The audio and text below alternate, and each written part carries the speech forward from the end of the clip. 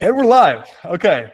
So we just bless everybody who's watching this later with peace and more faith and joy and honor and blessings. So guys, welcome into the Master Key training for this week. We're going to be doing the Global Torah Conspiracy Theory Part 2, and Alex is actually going to be blessing us with a presentation that he has for us. And just by looking at this title, I am so excited.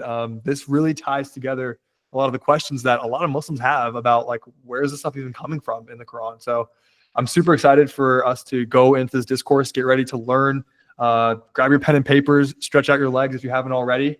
And a few updates. I think people will be seeing this probably after the event's already happened, but we'll be going out to Muslim Fest in Canada. So I'll be flying out to Toronto to be joining Greg and Alex and I think a few others at Muslim Fest, which is a huge festival. Greg and Alex, maybe you guys can try to talk about that in a sec, but I think it's pretty funny. I think I was going to go incognito mode and get like a fake beard and shave the stash and like get some like thicker glasses or something and just go tell everybody my name is like Jeremiah or something, because people are definitely going to know who I am. There's no doubt about it. But I'm excited to discourse people. We've been training the Master Key. I think I'm ready to try it out, to learn from the experts, Pastor Greg and Alex. And I got these like Ray-Ban Metas that I'm going to be like recording some stuff, so the content's going to be really funny too. And I'm excited to see what happens too. So if you guys can keep us in your prayers, because we'll be entering hostile territory with the gospel. But just like Paul in Acts 17, we're going to be preaching in the middle and see what happens. So that's that. Alex and Greg, maybe you guys can talk about Muslim Fest a little bit, and then we can dive in. Alex, whenever you're ready. Yeah, so it's happening in Mississauga, which is right next to Toronto in Canada. I have to say it like I'm not from here. I say Toronto instead of Tirana, which is normally how we say it. Yeah, so anybody who's willing to make it out here, it's not this weekend, but the following Friday to Sunday, the 29th to 31st. So yeah, Shark, you're flying all the way out here, which is pretty awesome. We're excited about that. And I think there might be somebody driving from in the northern U.S. It's only a few hours away. We're not that far from the border. But yeah, I mean, you're welcome to come out. Please let me know if you're going to come and which days and stuff. And we do already have some people confirmed for each day to be with us. For sure, there's at least me, Alex, and Shark will be there for the 3 days. I do have, I think, one or two others that are for sure confirmed also those 3 days. Isaac is one of them. He's also in the underground, but he's also in my church, as well as some others. So it's we're planning to do also on Saturday. I think we're just going to limit it to Saturday. I was considering maybe Friday as well, but Saturday earlier on in the day, because the Muslim Fest is like nighttime. So like it does start during the afternoon, but nobody really stops and talks to you during the afternoon. So we'll probably set up late afternoon, but really it's after like 6 or 7 that they start talking to you. So earlier in the day, especially on Saturday, we're thinking of running training just for anybody who's coming with us. So we can kind of just review stuff and prep ourselves. And yeah, so on the Saturday. And yeah, so if you want to come out and you feel like you're a little bit rusty or just learning it and stuff, you're welcome to come. We won't like push you out there alone. We'll try to, kind of team up a little bit so nobody's on their own, except maybe like me or Alex. Sometimes we're on our own, or we'll let Alex, maybe we'll just let you take all the attention and then we'll talk to the other people. Well, I think the idea is if you and me will be talking, because we're only two guys yet trained like fully in that, how to use it. Other people should be just listening and, taking notes or making videos and recording for sure. Yeah, I mean, if you want to step out and try it, you're welcome to. But we want to connect with you too, like where you're at in the process. Main thing is we just don't want to throw you out there unprepared, right? So, sure. Yeah, it is a learning experience, even for us. Every time we do it, we're always refining things and discovering more stuff to use and refining things. So yeah, we're excited about it. I think that's probably all I need to say about that. And maybe we'll transition to you presenting, Alex. But I think we should kind of remind people a little bit of what because it's now 2 weeks after we did the last one, which is related. So 2 weeks ago on our live session, which we recommend you go into the recordings if you missed it. Alex and I went through this key article by Bassam Zawadi, who is a Muslim apologist, and this article basically is written as from the point of view of a Muslim, making a case that Islamic sources, not just the Quran, but broadly speaking, Islamic sources do teach that the text of the Jewish and Christian scriptures has been corrupted. Okay, and since that is kind of at the core of everything we're talking about with our methodology about Master Key, which is related to specifically the Torah, obviously that's what we're going to hone in on in the article. But what Alex discovered with this article some years back when he discovered it was basically that actually all the sources he's citing in his article backfires, right? So this kind of developed into what we call, let's say, the second part of a larger, bigger picture trilogy, of which the Master Key, which is the main thing we want you guys to learn, okay? The Master Key is the first, right? And it's like a big, massive case we present to them.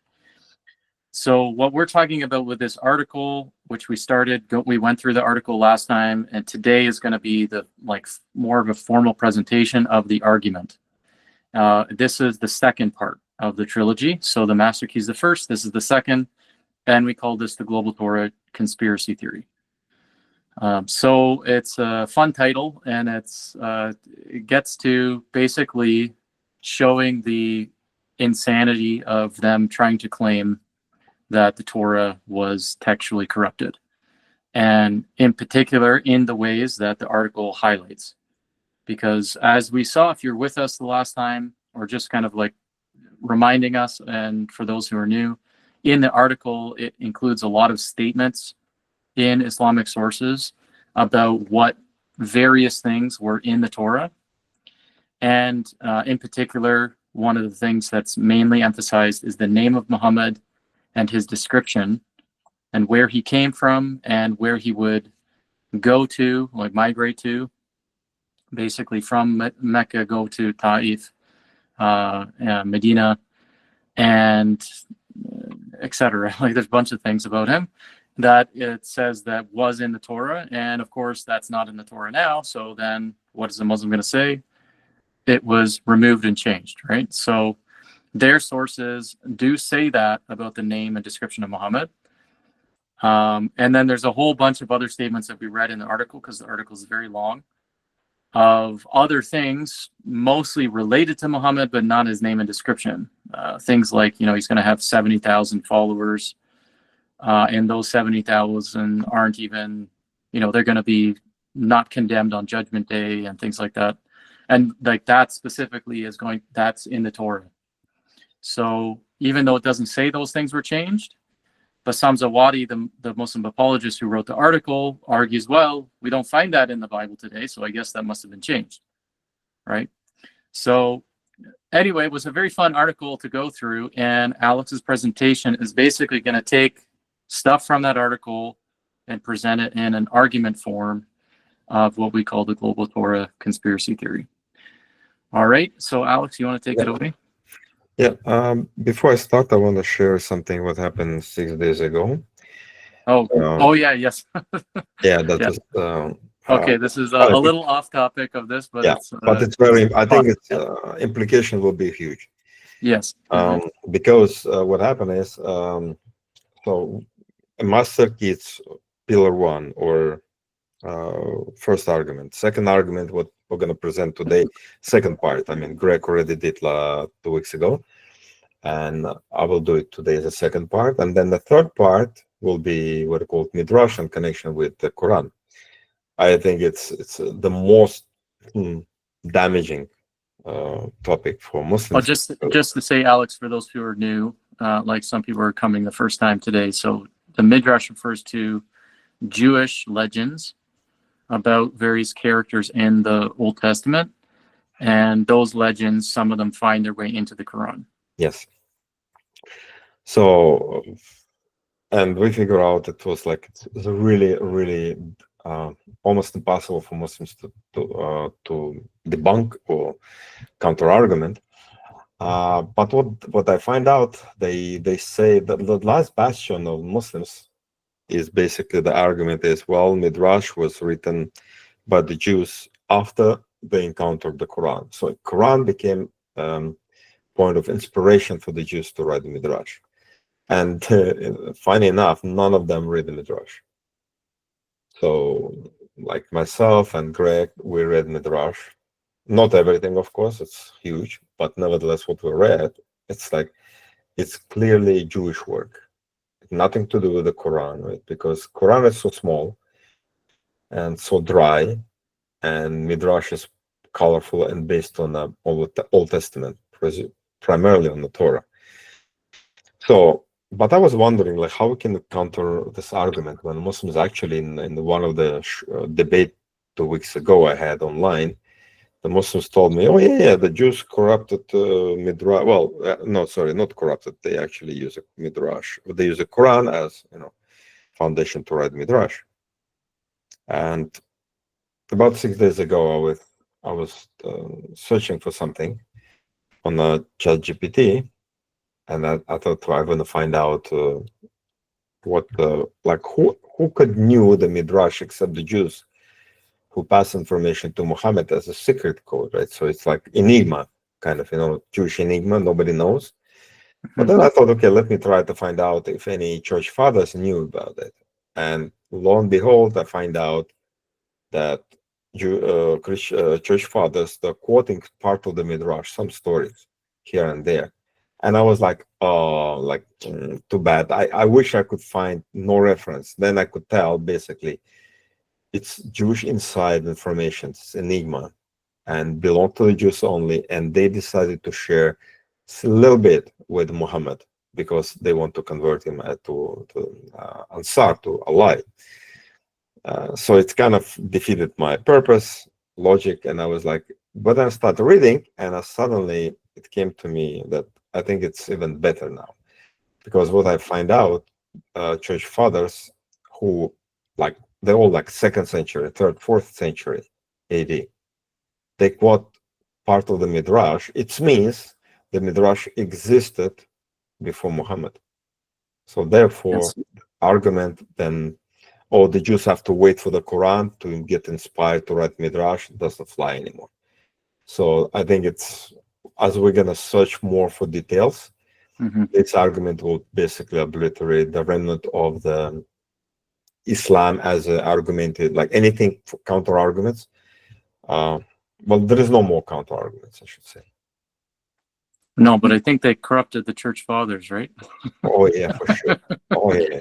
As a matter of fact, we're gonna talk about that a little bit now.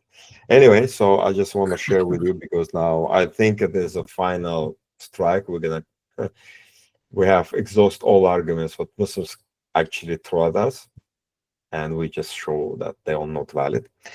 So anyway, now let's go to the topic of today's session is global Torah change conspiracy. The Jews decided to corrupt the Torah because of, as 2 weeks ago, we read about they saw Muhammad, they decided to remove his name and his descriptions and change some of the stories alongside, right? So let's find out.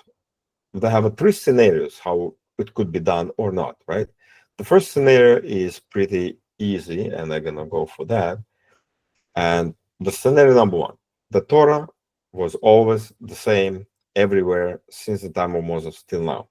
That's what we all believe, right? Most of the Jews believe it. I mean, religious Jews. Most of the Christians believe it. So except maybe some kind of liberals, right? So that's normal for us. It's no big deal. It means we have the Torah, which we find from almost 2nd century BC through different translation, like Septuagint, like Syriac Peshitta, Latin Vulgate, and Masoretic text is basically the same one, right?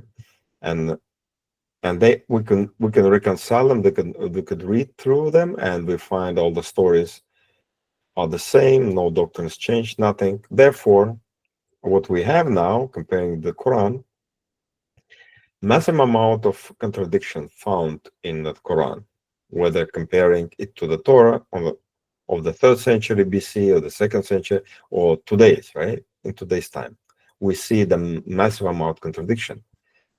And also, we have a claim, the Quran and the Hadith and Tafsir definitely indicates that uncorrupted Torah was available in the days of Muhammad, and the Quran confirms the Torah.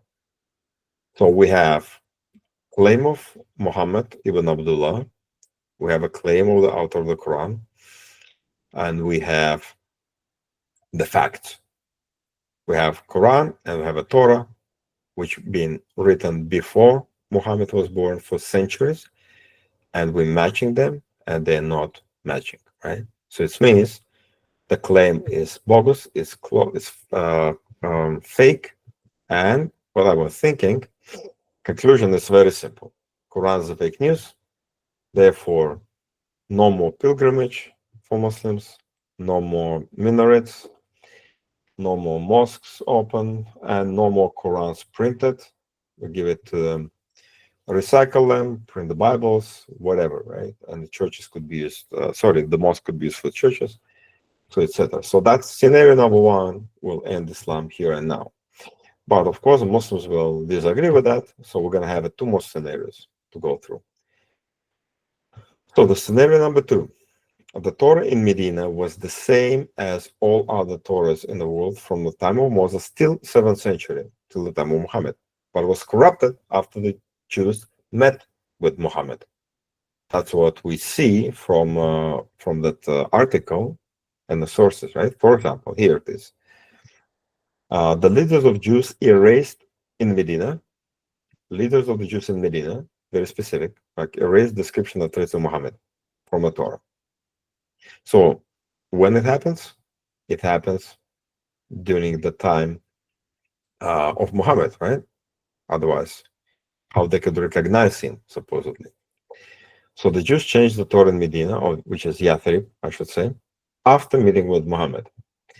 Then they left Arabia and convinced all other Jews in the world, on the planet, I should say, to change the Torah by removing the name of Muhammad. That's one task. Second task, they corrupted the stories of Old Testament prophets in order to make them different from the Quran. So we have a little bit of problem with this kind of scenario. Logistical problem. I think it's more than a little problem. Yeah, it's kind of small, but it's getting like really huge. Let me show you. So the Medina, Khaybar. So we know we have Jews in Khaybar. We have Jews in, let's say, Jerusalem, maybe at that time, and all other places. So the Jews in Medina, like Muhammad migrated from Mecca to Medina, and then we see how the Jews corrupted the Torah in Medina and made it prototype for all other corrupted Torah in the known world. And as they start migrating away, they brought corrupted Torah to Khaybar and convinced other Jews to corrupt their own Torahs as well. And then they start moving away, right? So they migrated everywhere with the Torah and eventually Jerusalem, for example. And they convinced the Jews in Jerusalem as well to say, you know what, let's remove the name of Muhammad, that's his description. Well, the problem is here, the Jewish community spread from Spain to Persia, from Britain to Egypt and beyond. So let's see if we're going to have that kind of situation. So the blue Stars of David represent synagogue with the Torah, which was not corrupted. And the red is a corrupted, okay? So the Jews from Medina went to Khaybar and then to Jerusalem, convinced other Jewish rabbis, and they take the opportunity and rewrite the Torah and start redistributing the new Torahs, right? And then, but they have to complete the task. So what they did, just from within, they influenced all other Jews to corrupt the Torah according to the new revision by removing the name of Muhammad and changing all the stories of the prophets to be different from the Quran. So they have to go all over the place and corrupt every single Torah manuscript in every, well, not manuscript, I should say. For us, it's manuscript, but for the Jews, it's like regular Torah, which they use weekly for the Shabbat, for the reading, for different purposes, right? So just can you imagine how many synagogues been in the 7th century in that area, like in basically North Africa, in Europe, and in Persia, in Middle East, right? So, and somehow they managed to went on the donkeys, on the horses, whatever, and they met and reach out every single synagogue, every single rabbi, and convince them to do that. But, well, do you think it's a big job? Well, it's only a small one compared to what we have next step, and they have to, in order to complete the job, right? So they Jews also need to convince all the Christians to apply the same, exactly the same changes to the letter in their Bibles of the Old Testament. Well, we have another problem here because the Christianity is not only, it's not written in one language. The Bibles are not written in one language, right? We have Septuagint, which is Greek, Latin Vulgate, Latin, Syriac Peshitta, Syriac, Coptic Bibles, it's whatever Coptic language was, and who knows what translations are at that time available. So we're talking about the 7th century. Christianity spread all over the places, right? Yeah, So Ge'ez also in Ethiopia. who? Oh yeah, that's right, Ethiopia. I forgot about that part.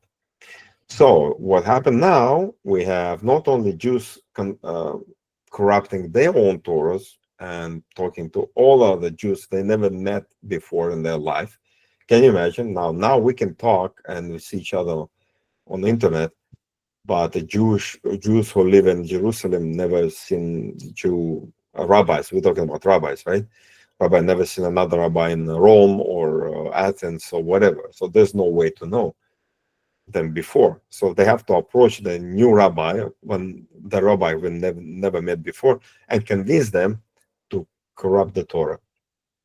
Oh, that's kind of big task. But plus we have to convince all the Christians as well. So according to that, we see that again, blue crosses represent the monasteries and the churches with the copies of the Torah in different languages.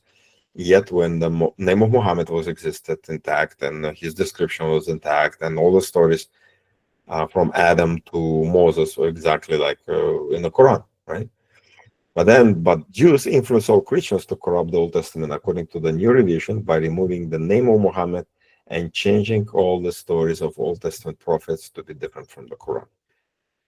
So he's I think that's way too big even to consider, never mind on the Jewish Bibles. And I think, Alex, I think that was the first successful ecumenical movement in the world. Yeah, and nobody knows about it because it's been hidden, right? So it's not only ecumenical, but only in the conspiracy, and nobody's talking about it. And remember when I talk about the 5 books of the Tanakh was like they changed the name of Muhammad for Genesis. So can you imagine? Genesis is a Greek name for Bereshit, right? Translation. So otherwise it will be Muhammadim or altogether lovely, as some Christians say. Never mind. Can you imagine every single Bible in Greek and other languages, in the Ethiopian language as well, right? Been changed from Muhammad because that's supposed to be the first book of the Torah named to Genesis. And of course, it was all changed, all this stuff when we read about Genesis 1:1, 3, right? So we have only a passage, verse 3 remain in a former Muhammad chapter of Torah. Now we call Genesis, and when God said, "Let it be light," and it was light, because Kabbalah Akbar, if you remember, he mentioned the first 2 lines of the Torah talking about Muhammad as a messenger of Allah, and blah, blah, blah. Right? So that was changed in every Jewish book, and it was changed in every Christian Bible. Right. So now we have three problems, two logistical and one historical, well, actually archaeological problem. So we have Jews from Yathrib eventually convinced all other Jews in the known world to rewrite the Torah. In order to complete the job, they also need to convince all other Christians to apply the same changes to the letter, to their Bibles. And Jews, Christians, and Muslims, including Muslim sources, must have some kind of evidence for the conspiracy. Like something, letters from one bishop to another, somebody mentioned it, but we don't have. So here's what we have right now. All manuscripts of the Torah are virtually the same. All of them predate the birth of Muhammad. All Bibles today are virtually the same. All ancient manuscripts and all modern Bibles are virtually the same.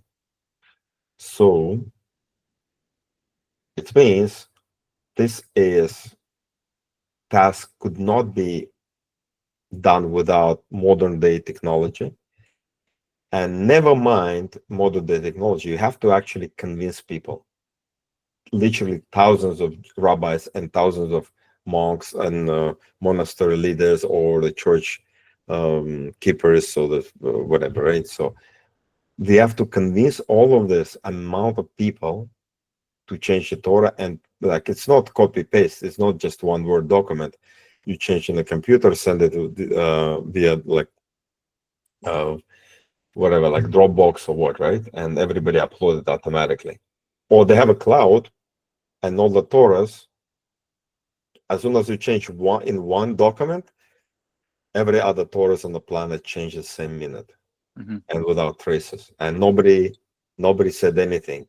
They said, okay, whatever, we go to hell because we change word of God.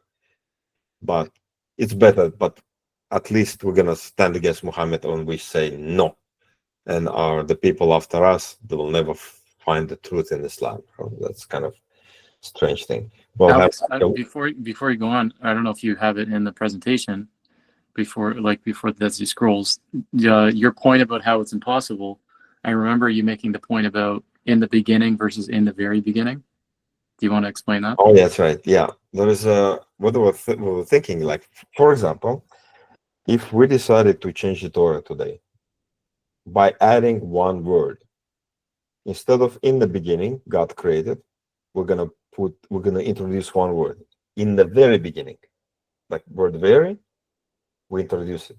So supposedly we print it out and we actually self-published a book called the Torah 2.0, whatever, and we add that word and we put in a red letter. So what the chances success for us to go and convince every single Christian, at least publishing house and church, what do you call it? Not church, Christian bookstores, to accept that new revision with one word addition. And by the way, and talk to rabbis and ask them to actually write the new scroll with adding this word very in Hebrew, whatever it is, before. Yeah, it's ma'od. Ma'od in Hebrew is very. Yeah. So the ma'od, like, what the chances do you think we have today to do it? Even we have opportunity to print as fast as we can and to share information as fast as we can through different means of communications. But what the chances people will say, that's a great idea. Let's write a new Torah, new Bibles with this word inserted. But guess what? There's a problem. We have to get rid of every single Bible on the planet which has this word. So a few hundred years later or 1,000 years later, people will never guess that was new word is introduced in the 21st century. There's nothing, no traces left. We completely wiped out every scroll of the Torah in Hebrew today, every Word document on the computer, in the clouds, in who knows where, and every single Bible on the planet in printed. We just deposit on ask people, and they just destroy it for the sake of having new Torah with new added word. Like what crazy endeavor it could be, and how many people will actually follow that strange Yeah, idea. and now multiply by like 5 to 10,000 differences you got to change. Yeah, never mind that, right? So we're talking about one word. Like this is okay, but we have to give the Muslims, well, again, for us it's mission impossible. For them, maybe it is, but we have, of course, our theological problem, which is we have Dead Sea Scrolls here, and we have this book which everybody uh, should have, I think, or at least PDF, right? And that's Bereshit I mentioned before. So in the beginning, Bereshit bara Elohim et hashamayim ve'et haaretz. And that's what Mr. Kabel Akbar, supposedly the rabbi who knew the Torah by heart, he said that the first line of the Torah, well, let me use my writing. You see, the first line of the Torah said Muhammad was a messenger of Allah. So the first word of the Torah, Genesis 1:1, should be Muhammad, right? Well, we just find out it is not. It's Bereshit. So therefore, we have to say that this rabbi is nothing but an opportunist and a liar. But Muslims keep him in a high esteem, like the blind leading the blind. So it's kind of crazy. So we have complete bogus idea of somebody changing the Torah and convincing everybody on the planet in probably a few hundred years to change all the Torahs in different languages, in the Hebrew scrolls, in the Christian Bibles, etc. Right? So that scenario is so crazy. Like I don't think any Muslim will even insist that it could happen. Then we have another scenario. I'll give him another option. Why not? We're gonna help him out. The Torah in Medina was different from all other Torahs in the world. As a matter of fact, it was in 2016, I think, when I was 2015 maybe, when I talked to have an informal debate with Ijaz Ahmed. And he coined the phrase Medinan Torah. And I thought, oh, that's a great idea. He said the Torah in Medina was the one which Quran reference and talk about and confirming, not the Torah somewhere in Jerusalem or Damascus or whatever. No, in Medina. I said, okay, maybe. Why not? So then what happened? Majority of the Jews would have changed the Torah in Jerusalem at least 700 years before Muhammad by removing the name of Muhammad and by corrupting the stories of Old Testament prophets for no apparent reason. Okay. Then a minority of Jews in Jerusalem preserved the true Torah and eventually went to Medina. Sorry, at that time it was Yathrib. We're talking about hundreds of years before Muhammad, right? In this Torah, the name of Muhammad was preserved, and the stories of prophets were written exactly as in the Quran. They removed his name after meeting with Muhammad and corrupted every story of the prophets to make them different from the Quran. Now, if for those guys who like already heard us speaking about differences, we know there are in the story of Joseph, if we compare from a Torah and the Quran, we find 941 difference. In the story of Adam, I think it's 135 differences, if I remember correctly. Story of Cain and Abel, about 35 differences. So if we add up, it's like it will come over 1,000 differences just in the stories of what I just mentioned to you, right? We know we're not talking about yet Abraham and Moses yet. We're still counting. This is amount of differences that the Jews are supposed to corrupt all of them. Like it's not our idea. We never said the Jews corrupted it. It's Muslim. By definition, you mentioned that the Jews corrupt the Torah. So we're not gonna let them just have this argument without asking to prove it. And we're gonna give a list of them, list of the differences to them, and ask them specifically, could you please Of the first question I will ask, as a matter of fact, I wanna have list of Joseph story, or maybe another one, for us to have. As I will laminate it. Probably I'm gonna ask the Muslims uh, to give an answer why the Jews corrupted that specific place or that specific detail, and another one. So that I want to see and record their faces. I want to see, like, because no Muslim understand how much different the Quran from the Torah. They just thinking they just corrupt something. Maybe name of Muhammad removed or whatever, but they didn't realize that it's so many details which impossible to change unless, I don't know. It's so crazy. Anyway, You know what would be funny, Alex, is if I maybe sometime I'll take an English Bible and I'll highlight everything that is incompatible with the Quran in all the stories. And I think all that will be left is like a name and like like a few things on a page, right? Yeah, that's a good idea. We should use it. We should use it something. Maybe not on the Bible, but we can print it out and make our own Bible. I don't want to touch the Bible. We can highlight it. Like, oh yeah, yellowish, like, so you can see. Yeah. It. All right. Anyway, so let's see what happens, right? 1300 BC, the Torah of Moses was intact, somewhat by 300 BC. The idea is why I have 300 BC is because Dead Sea Scrolls 200 BC.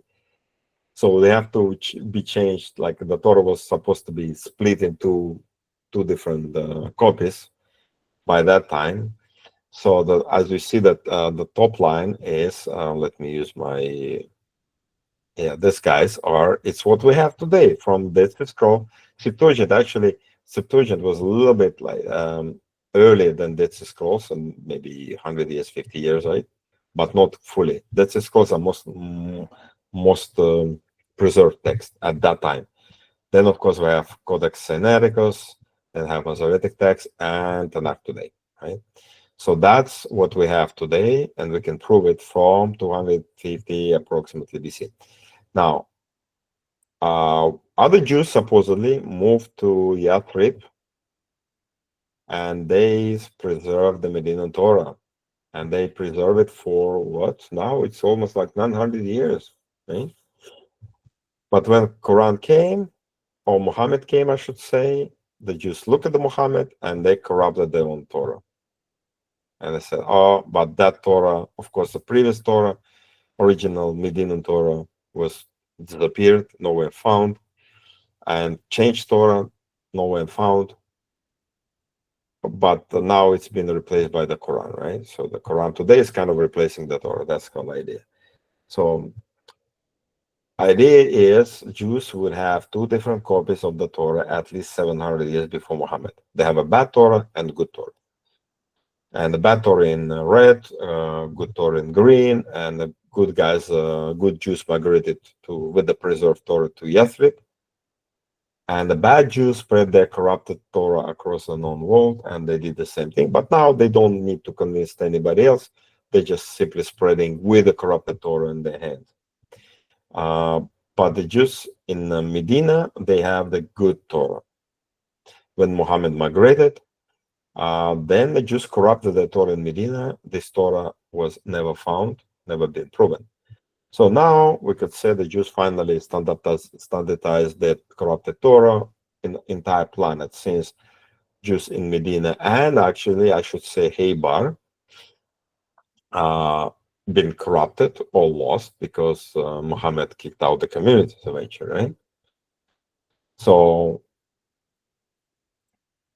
because Jews decided to standardize the corrupted Torah, no other Christians even knew that it was good Torah. It's always one bad Torah.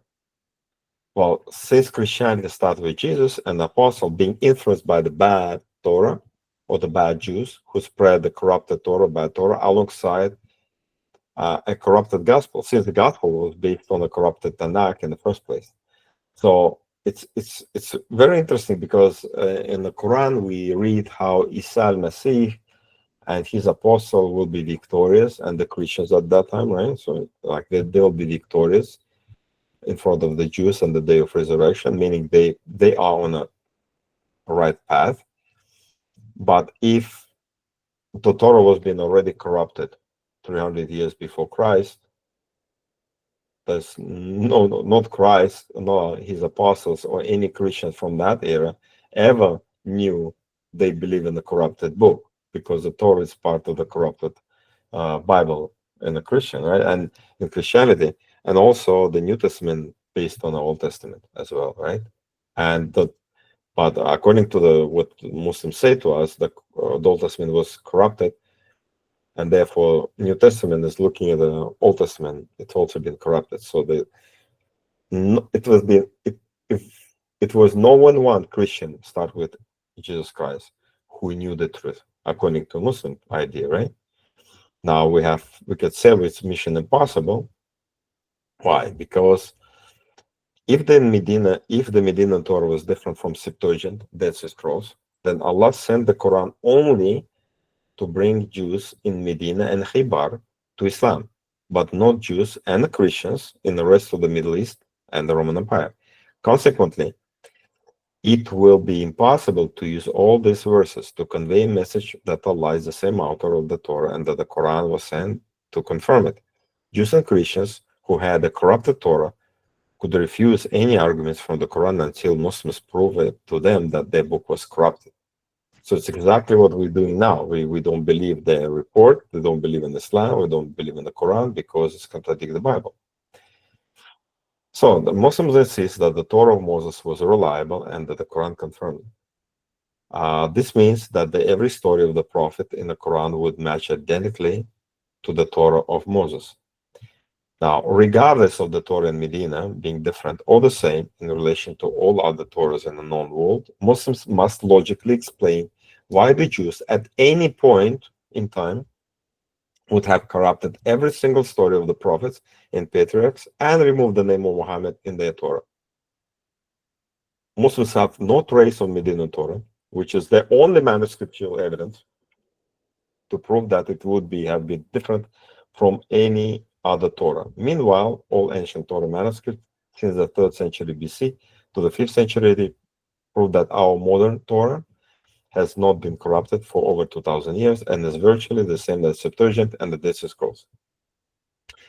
Now, what I said, the Muslims, please, instead of spending money on building the new mosques and printing the Qurans and spreading it, and actually learning how to debate Christians and building the Dawah teams, they should use their money wisely. They have to hire all archaeologists on the planet and conduct massive archaeological digs in Arabia in order to find the Medina Torah or their traces. The only one and only proof of Islam to be the third Abrahamic religion. Without this argument, it's basically blah, blah, blah. I could say the same thing. I could say my name is what mentioned in the Quran, as if Alex Kerimli will be born in Baku, migrate to Canada, I believe in Toronto, but it's been removed by Uthman when he burned all of the Qurans, original ones, and he wrote another description. There is no Alex Kerimli could be found in the Quran. But my claim is as good as Muhammad's claim when he said, my name is in the Torah. But we couldn't find it. Then the Muslims said, oh, because it was corrupted. Sure, I could say the same thing with my name. Guess what? Prove me wrong. Because I don't need to prove anything, right? Because they don't want to prove anything. They don't care about it. They said, well, because it's not there in your Bibles, therefore it was removed. I could say the same thing. My name, Alex Kerimli, was in the Quran, but now we can find it in Arabic Quran, I should say. Well, because it was removed. And you guys all have to believe in me, right? That's a new prophet. Sure. So, and this Medina Torah must be written before the birth of Muhammad, have the name and description of Muhammad in it, and have stories of prophets similar to ones in the Quran. So, no, I never heard about any Muslim who tried to find that Torah just to give peace, to go to sleep at night peacefully without thinking they might go to hell and burn there forever if they die as a Muslim, if Islam is not the true religion. And I think they should stop doing what they do and trying to find the Torah, because they rely on that Torah so heavily that they don't even realize how much they rely on this imaginary Torah, Medina Torah, where the name of Muhammad and his description written still intact in Hebrew somewhere, because they have I should say, have zero evidence. And I could say, well, basically, the Quran is sinking as after meeting the Torah, the Quran will be sinking as a Titanic. There is no way going around it. So that's the end of my presentation. Any questions? Or Greg, you want to say something? Why don't we open up to questions? But I do want to add on to the Medinan thing. Yes. But let's just open up for questions for people to digest a little bit if they have anything. Oh, because you know what? I find the clip I want to share with them. The jinn stuff? Yeah.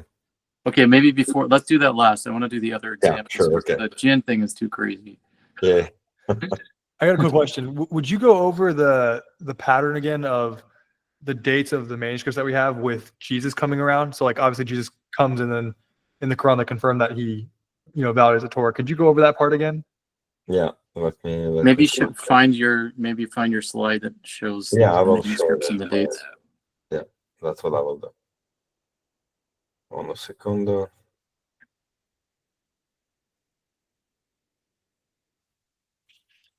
Let me share.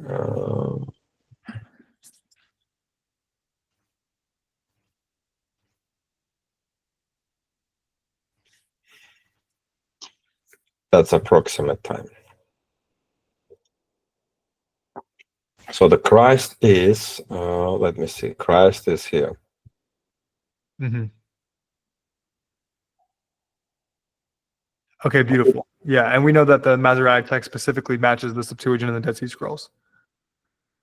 Yeah. And Sinaiticus. All of it match. Yeah. As a matter of fact, I asked ChatGPT to show me all the manuscripts of Septuagint, and they have a lot of small, like I never heard of them, right? I heard about Papyri Fuad and Papyri Roland, I think, which is like before Christ. In Greek, they have like literally one page survived, not even full intact, like partial page survived. And it's written in the Greek, not by Christians. Christians were not there for 200 years. But they show me a lot of other small things here and there. Like there's not only 2 pages and more than that, but they're only fragmentary. But Codex Sinaiticus, which is oldest one, I think. So we're talking about 360 AD. Like it's almost not fully survived, but mostly survived. And Codex Alexandrinus is most survived, which is also like 400 something. Anyway, all 3 of them, Codex Sinaiticus, Vaticanus, and Alexandrinus, they all predates the birth of Muhammad, which technically it's more than enough for me. I don't need to have this. All I need to have this, because Muhammad is right here. Okay. So as long as we have this, I should say no, this one. As long as we have this, Codex Sinaiticus, Alexandrinus, Vaticanus, we're fine. But God gave us a gift. We have this, which is most powerful, because it's in Hebrew and we can compare with today's Hebrew. So then it's different ball game right away. So we have an upper hand. Any questions? Any comments? Yeah, let me just actually also expand on I was kind of answering it in the chat already, but someone, I forget who it was, asking about. I didn't read. Well, yeah, I know it's hard. You can't do it when you're doing the presentation. I know, but someone was asking about. I'll just kind of read. Yeah. Her question, even though I already answered it. So Victoria, I think. She said, "Wait, they believe that the New Testament is false only because it would come from a corrupted Torah, or that it was individually corrupted too." Do you want to answer it? Yeah, no, they have no idea that what I just shared with you. Like last two scenarios, nobody thinking about it. They just simply deny the Torah been. They say, well, Torah been corrupted without thinking the implication of such a statement. Mhm. We will make them accountable all the way through, right? So, but I said, okay, if you don't know how it's been corrupted and when and where and why, then let me think for you guys. I'm gonna help you. I'll give you a favor. I'll give you 3 scenarios. Okay, one scenario is really bad for you, so you're not gonna accept it right away yet. But 2 other scenarios that only left. There's no other scenario. So it's either Jews corrupted it after meeting Muhammad, and then they corrupted every single copy on the planet Earth and every Christian Bible, and nobody's talking about it, right? But the problem is we have a Torah on Dead Sea Scrolls and we have a Torah of Septuagint, and there is no name of Muhammad. In the beginning, God created heaven and earth. It's not about Muhammad being the blood messenger of Allah. There's no such thing, right? So it's clearly show us all the Muslim sources are bogus and they are like insane, right? And they play good with illiterate Bedouins, but we are in the 21st century, so we're gonna take nicely Muslims by hand, and we'll go to the right, and we're gonna show them the depth of their misunderstanding, I should say, right? So they don't know, they don't think that gospel was corrupt because it relied on the Torah. They think it was the original gospel of Jesus was given to him on the Mount of Olives, I think. I don't know. What if we're gonna say Moses received Torah on the Mount of Sinai, and Jesus or Isa al-Masih received his gospel on the Mount of Olives? Maybe makes sense. Why not? If we make fake story, we're gonna keep faking it, right? And but today's gospels are written by who knows whom, and we cannot rely because there's what do you call it? They have some difference between them, and also we know there are pseudo gospels like a second, third century, fourth century, right? People were writing stuff and attributing to Paul, to Peter, but the church generally rejected them and kept the 4 gospels in the New Testament. But the Muslims, I remember talking to me saying, how do you know another gospel of whatever? Judas, for example, right? Was not a true one. But the main argument against the gospels is, where is a gospel according to Isa al-Masih, or Jesus Christ? We cannot find a gospel according to Jesus. Is a gospel according to Matthew, Mark, Luke, and John, or Mary, or Barnabas, or whatever, right? And it's funny, no matter how funny it sounds, it's actually the argument. And we don't have the one-liner to defeat this stupid thing, right? Because I remember the first time, I think the first time when I heard it, it was Ahmed Didat answered it. Well, somebody from a crowd, from an audience asked him about, well, he said something about the Gospels, and somebody said the Matthew, Mark, Luke, and John. And he said, well, I didn't ask you for this Gospels. I asked you for the Gospel of Jesus Christ. And it was silent for them. Because I could say, well, it's a valid answer, because in the Muslim mind, the Gospel is totally different from what we have. That's why it's almost futile to bring the word of the Muslim as an argument, New Testament. He just don't believe in it. He will do everything in their mind, in his power or argument to simply brush it off. It doesn't work because they have different ideas of the gospel of Isa al-Masih. That should be nothing to do with the Torah. It's a separate issue. You want to add something? Yeah, I just kind of said in the chat that your point really wasn't that that the gospel was reliant on the Torah, but more that the Quran was saying that Jesus knew the Torah, and like obviously Jesus, according the Isa, according to the Quran, had an uncorrupted Torah, as did, and then I added the point well, you were saying also his apostles, his like faithful disciples, Yeah. because they were uppermost. Obviously, they are not subject to corruption. So, and I added also John the Baptist and Mary, and actually those are if anything stronger points. John the Baptist and Mary, because because of that one verse in the Quran about what is it, 5:110 or something, that says that Allah taught the Torah to Jesus. So since you don't have that statement, because Muslims might, obviously, like, the point is that Jesus had the Torah and everything, and but because there's also a statement in there that says that Allah taught it to Jesus, they can easily try to twist it and try to say, oh, well, see, there was no reliable Torah, and so Allah had to teach it directly to him. Yeah. Okay, but John the Baptist and Mary also had it. They have it, yeah. Before so that's Jesus. what I'm saying, it's better. I also wanted to add, it's hard to communicate this to everybody here, but if you're looking at this this timeline that Alex has, we could plug in a whole ton of other things on this map. Okay, but this is a simplified listing of various things, because we can put in the Samaritan Pentateuch, okay, which is a whole other thing that Alex didn't even mention. In the conspiracy, the Jews would not only have to convince the Christians to change their Septuagint, which is the Greek translation of the Hebrew Old Testament that they had. Are you drawing in it? I try to draw.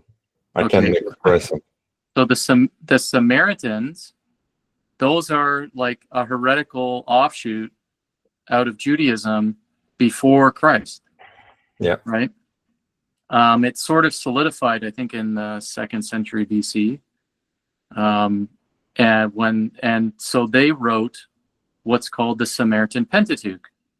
Okay, and the Samaritan Pentateuch, we don't have like ancient manuscripts of it, but we have it transmitted down to us, and it follows a different script.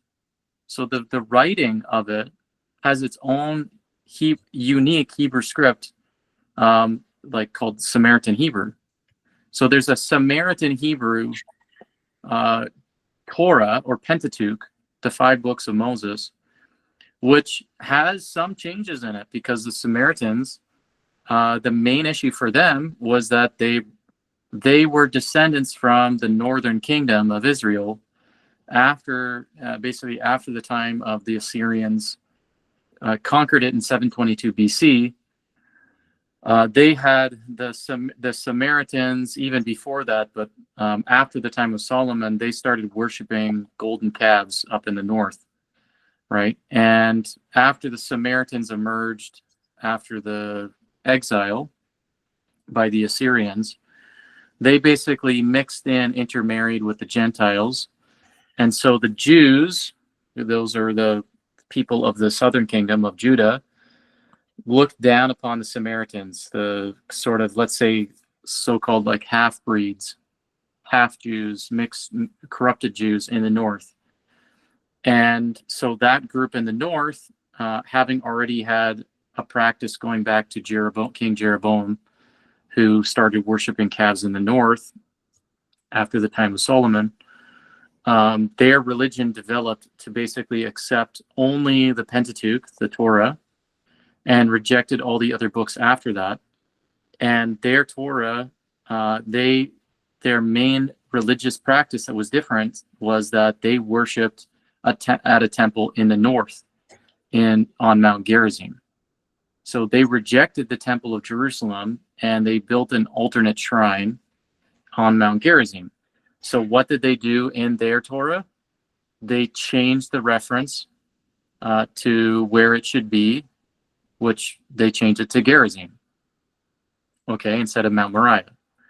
So when you look at the Samaritan Pentateuch, you see that, and that's actually a very interesting point, because it's very relevant for other things we talked about when we press them on changes. I don't know if I can interact with you, Sharik, if you want to unmute yourself, but yeah. So you remember the 4 hypothetical motives that we lay out for people when we say, here are potential motives that the Jews could have had that we can walk through as why they might have changed the Torah.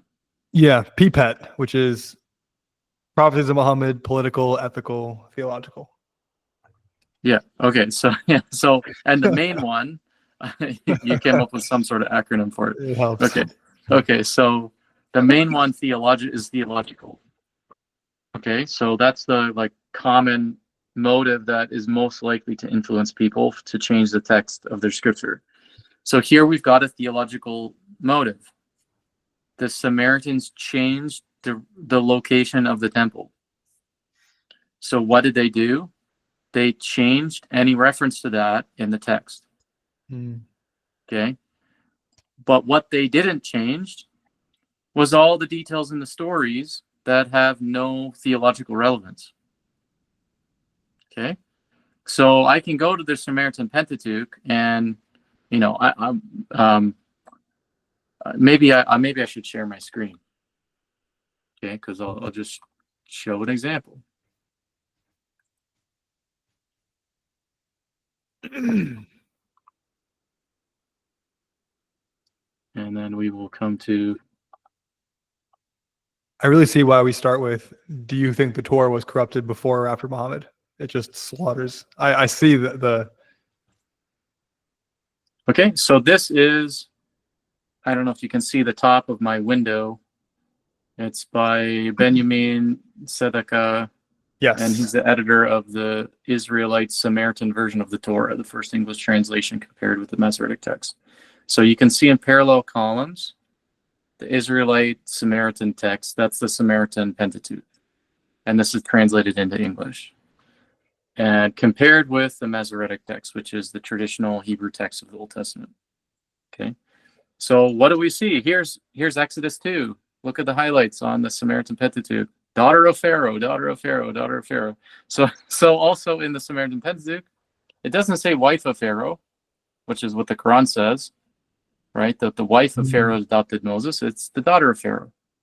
So what they changed were things that were theologically relevant to what they wanted to change his theology. So their scripture, they modified it to suit those things.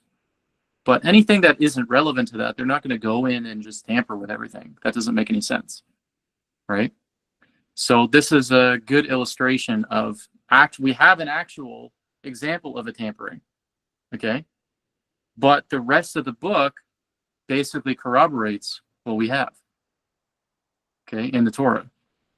So tell me this, going back to the global Torah conspiracy theory, did the second scenario was that the Jews went and convinced all the Jews and Christians to change their Torahs and their Greek Septuagint, Old Testament, to remove the name of Muhammad, change the description of Muhammad in the prophecies, and then change all the stories of the prophets.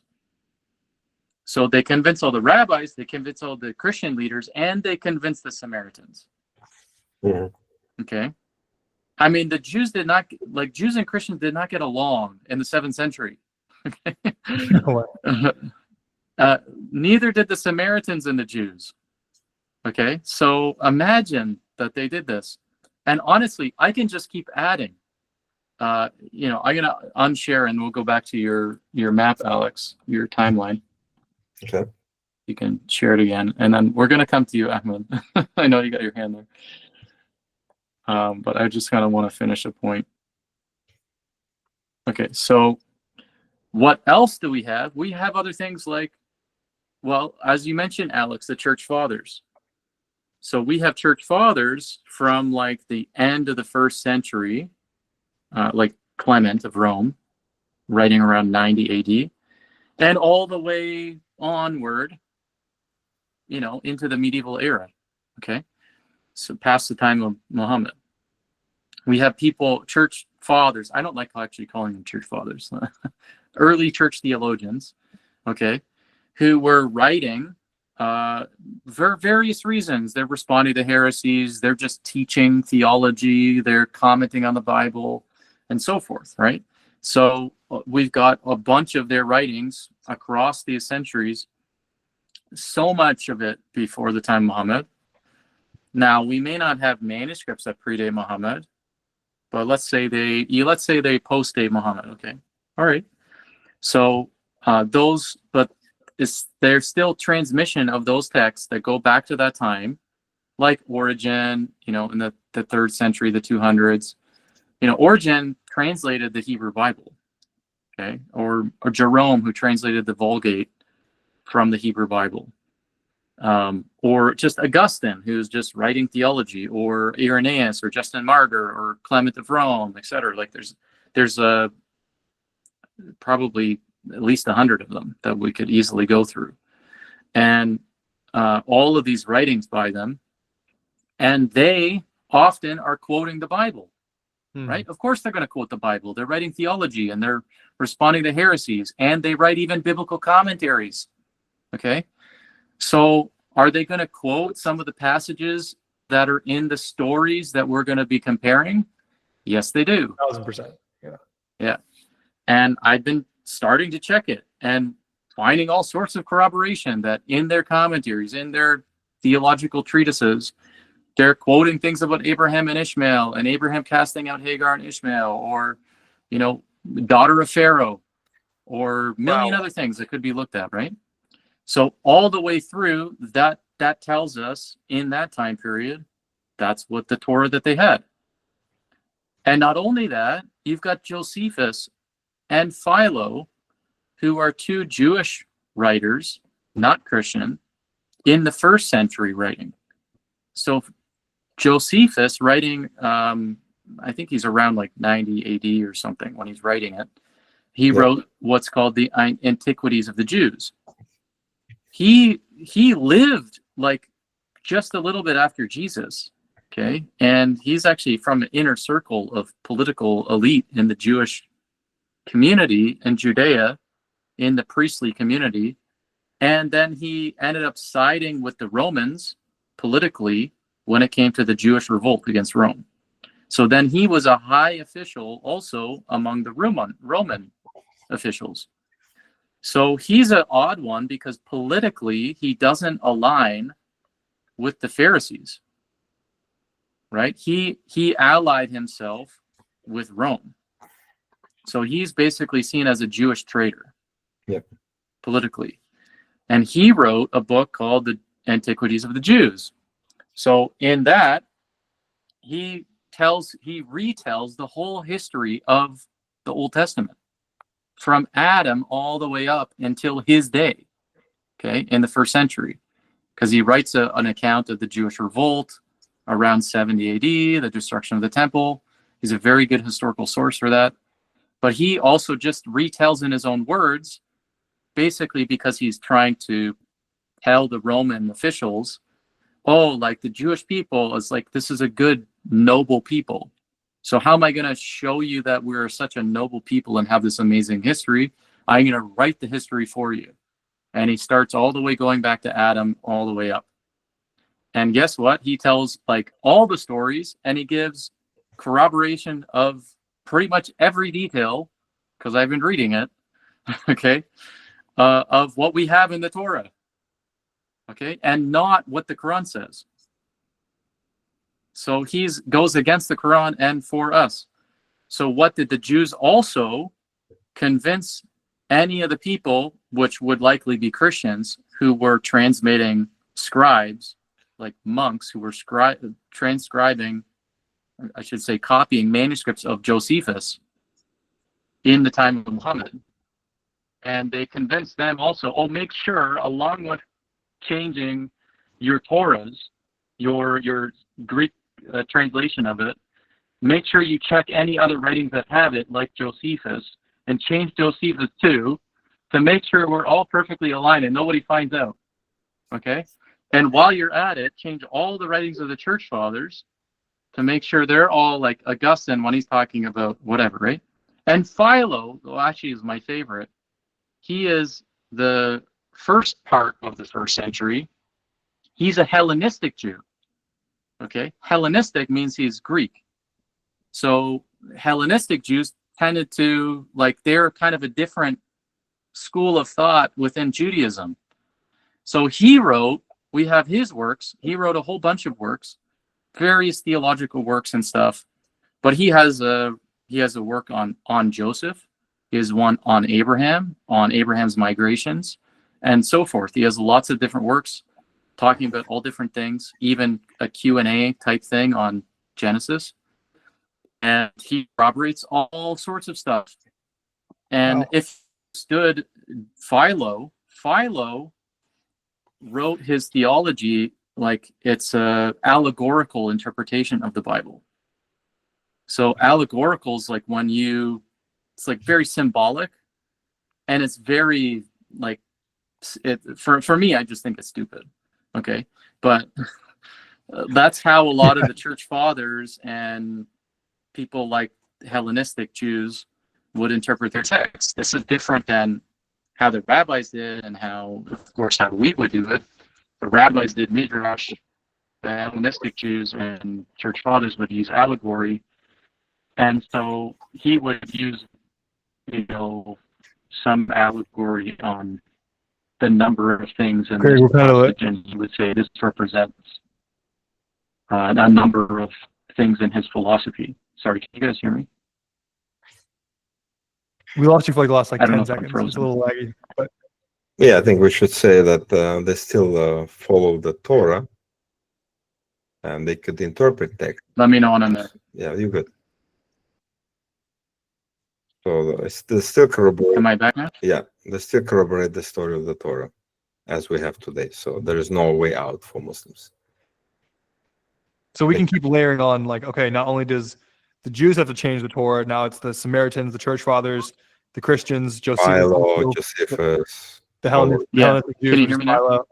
Yeah, Any more? I can hear. Hey, can you hear me? Can you hear me now? It's like a second Okay. short for you, but yeah, it's there. Okay. I exited. I was exiting my other one. Yeah. Okay. It should be better because I'm just one. I was two before. Yeah, you're good. Okay. Yeah. So Philo's early first century and his allegorical stuff is like really crazy because you could not change that. You can't change the references without changing his crazy spiritual interpretations of things. Right. So that's why I love that one. But there's honestly, there's other shar, because if you look at the midrashic writings with the rabbis, the Talmud, right, you got to change all that because it's quoting things in the Hebrew Bible too, the Torah. There's a really good work, not good, but it's like a really interesting one to compare that I've compared, at least in just reading through it and looking at it closely, is the Book of Jubilees. The Book of Jubilees, which actually has some fragments of it in the Dead Sea Scrolls as well. This is like equivalent to an apocryphal work. It's a Jewish writing that basically retells the stories. It goes back over the stories of Genesis and Exodus, which is amazing because that's like almost all the stuff that's parallel with the Quran. And in that, it corroborates, I'm going to say like every single detail in Genesis that we have. So that's very early. And, I'm not following the Book of Jubilees as if it's scripture or anything, but it's just corroborating that it's a book based on the Torah that Jews wrote, where they're retelling the stories, and they're not retelling the stories the way the Quran tells it. They're telling it the way. The way Torah tells it. Yeah. So we have massive amount of evidence for us and zero for Islam. That's nothing. And yet they are so emboldened and they so sure of being correct and right, which really shocking me. Like every time I meet these Dawa guys, like I feel like, how can you be so sure? How you can be so blind? I guess they don't know the facts. They've been trained against Christians. They use another arguments and they feel it's good. But everything on our side, absolutely everything, not even one shred of evidence for them. So we're winners, whatever, and we have to basically tell them patiently, explain them that they are in the wrong path, leads to destruction, and hopefully we will be able to do that. So of course I don't aim at many people. I hope at least maybe 10% will leave Islam. That will be a good number. I hope it will be more, but at least 10%. Any other questions so far before Greg join us? Ahmed, you want to ask something? Actually, it's not a question. It's just I would share like a personal experience that I was a Muslim. I was raised a Muslim, and I was really good at debates. And one of the things that really was really hard for me to comprehend is why the Torah is corrupted. So we know why the gospel is corrupted, because it's changing a core theological thing of Christianity, but in Judaism, why is it corrupted? Like actually, the Muslim and Jews actually like the religions are almost the same. Like if you look at if you try to convince Muslims that the Torah is not corrupted, you're trying to change a foundational thing that is where their theology is based on. So it's really hard for them to actually even try to comprehend it. When I read the Torah like for the first time, and I tried to argue that what information I found there, like for example, the story of Ishmael being the one sacrificed instead of Isaac for whatever, they all go like the same answer would be like, oh, because the Torah is corrupted. But one thing that actually was really useful for me, that was like the twisting point, I would say, when I started using what accusations the Quran is saying about the Jews that is not true. For example, one of the very like the things that would make these people like freeze is the story of Prophet Ezra. So the Quran says that the Jews like consider Ezra as a son of God. This is like a verse in the Quran that says that the Christians took Jesus as a son of God, and the Jews took Ezra as a son of God. Yeah. So when you say that, but the Jews does not believe that, this is like, oh, this is something that they would stop at and start to listen, because you're not just trying to argue about a fact or about historical thing that we can debate about forever, but you're arguing about an accusation the Quran is saying about the Jews that's not true. The same would be also for Christians when you try to explain like the Trinity from the point of view of the Quran, where the Quran like refers to the Trinity as God, Jesus, and Mary. That's like the Quran refers to Trinity as these three. Like it doesn't recognize or doesn't explain the Trinity the same way Christians believe in. So these are like I would say that what I found to be really, really useful, what like catches their attention and make them actually try to actually listen and not just debate. So just wanted to share that experience for everyone, maybe to learn from. Yeah, that's good, because well, that's everybody knows about that, all the differences. Everybody talks about it, but we stressed out on some other stuff which nobody really talking about, and they might be hidden from the view. For example, I was puzzled all the time, like why Christians and Muslims are eagerly to debate Genesis 22 chapter, when Isaac was taken to them to be sacrificed at Mount Moriah. Everybody debate that. Everybody talk about it. Is it Isaac or Ishmael? Ishmael or Isaac? Is it the Mecca or Moriah? What it is, right? And nobody debates Genesis 21, when sin of expulsion. This is the most powerful one, because that's foundation for Genesis 22. Without Genesis 21, you don't understand Genesis 22. You get confused. You don't know which son is it. But when you read Genesis 21, you could see that like, it will be absolutely absurd for Abraham to go and search for his son, who is already having kids, and the father of his own, and try to tell him, let's go, I'm going to sacrifice you. But it doesn't make sense because definitely the only son who'd been in his possession, in his house at that time, only Isaac. And he grew up from 3 years old until whatever, 20 plus years when he was about to be sacrificed.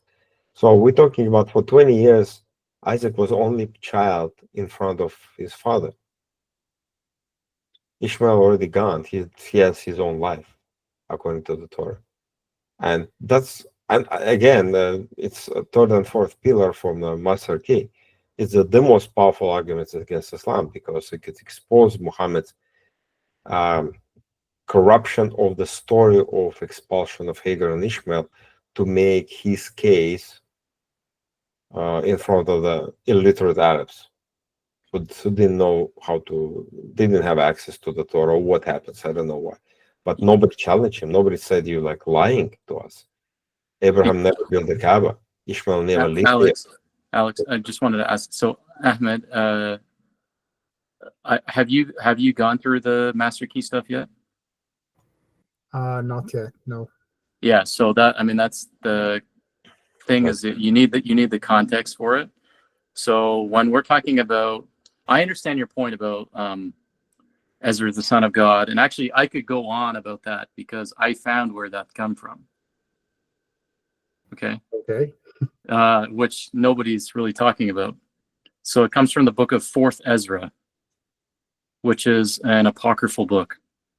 And so it's like the Midrash, which Jewish legends, which find their way into the Quran.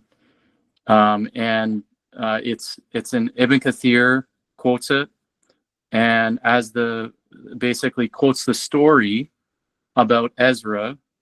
I don't know if Ahmed, have you ever talked to Muslims and they bring up this, they claim that the Torah back in the time of Nebuchadnezzar, that Nebuchadnezzar had the Torahs burned.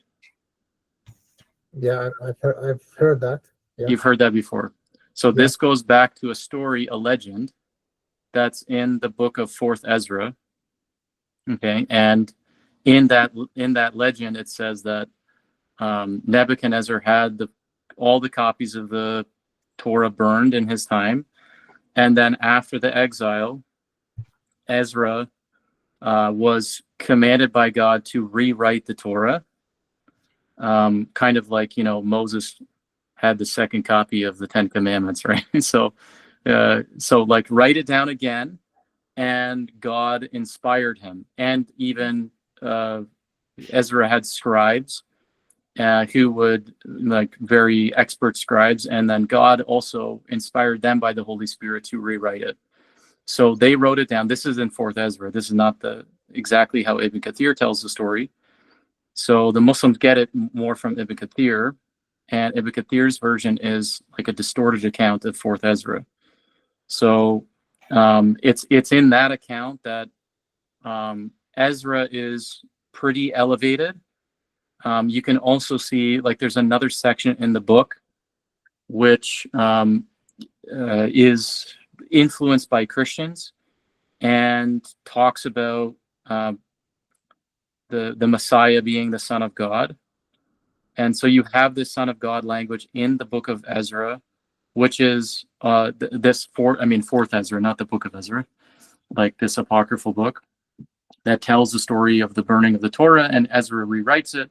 And not only does he rewrite it, he writes an additional, I think it's like 70 extra other books that came from God, in addition to the books of the Hebrew, the Tanakh.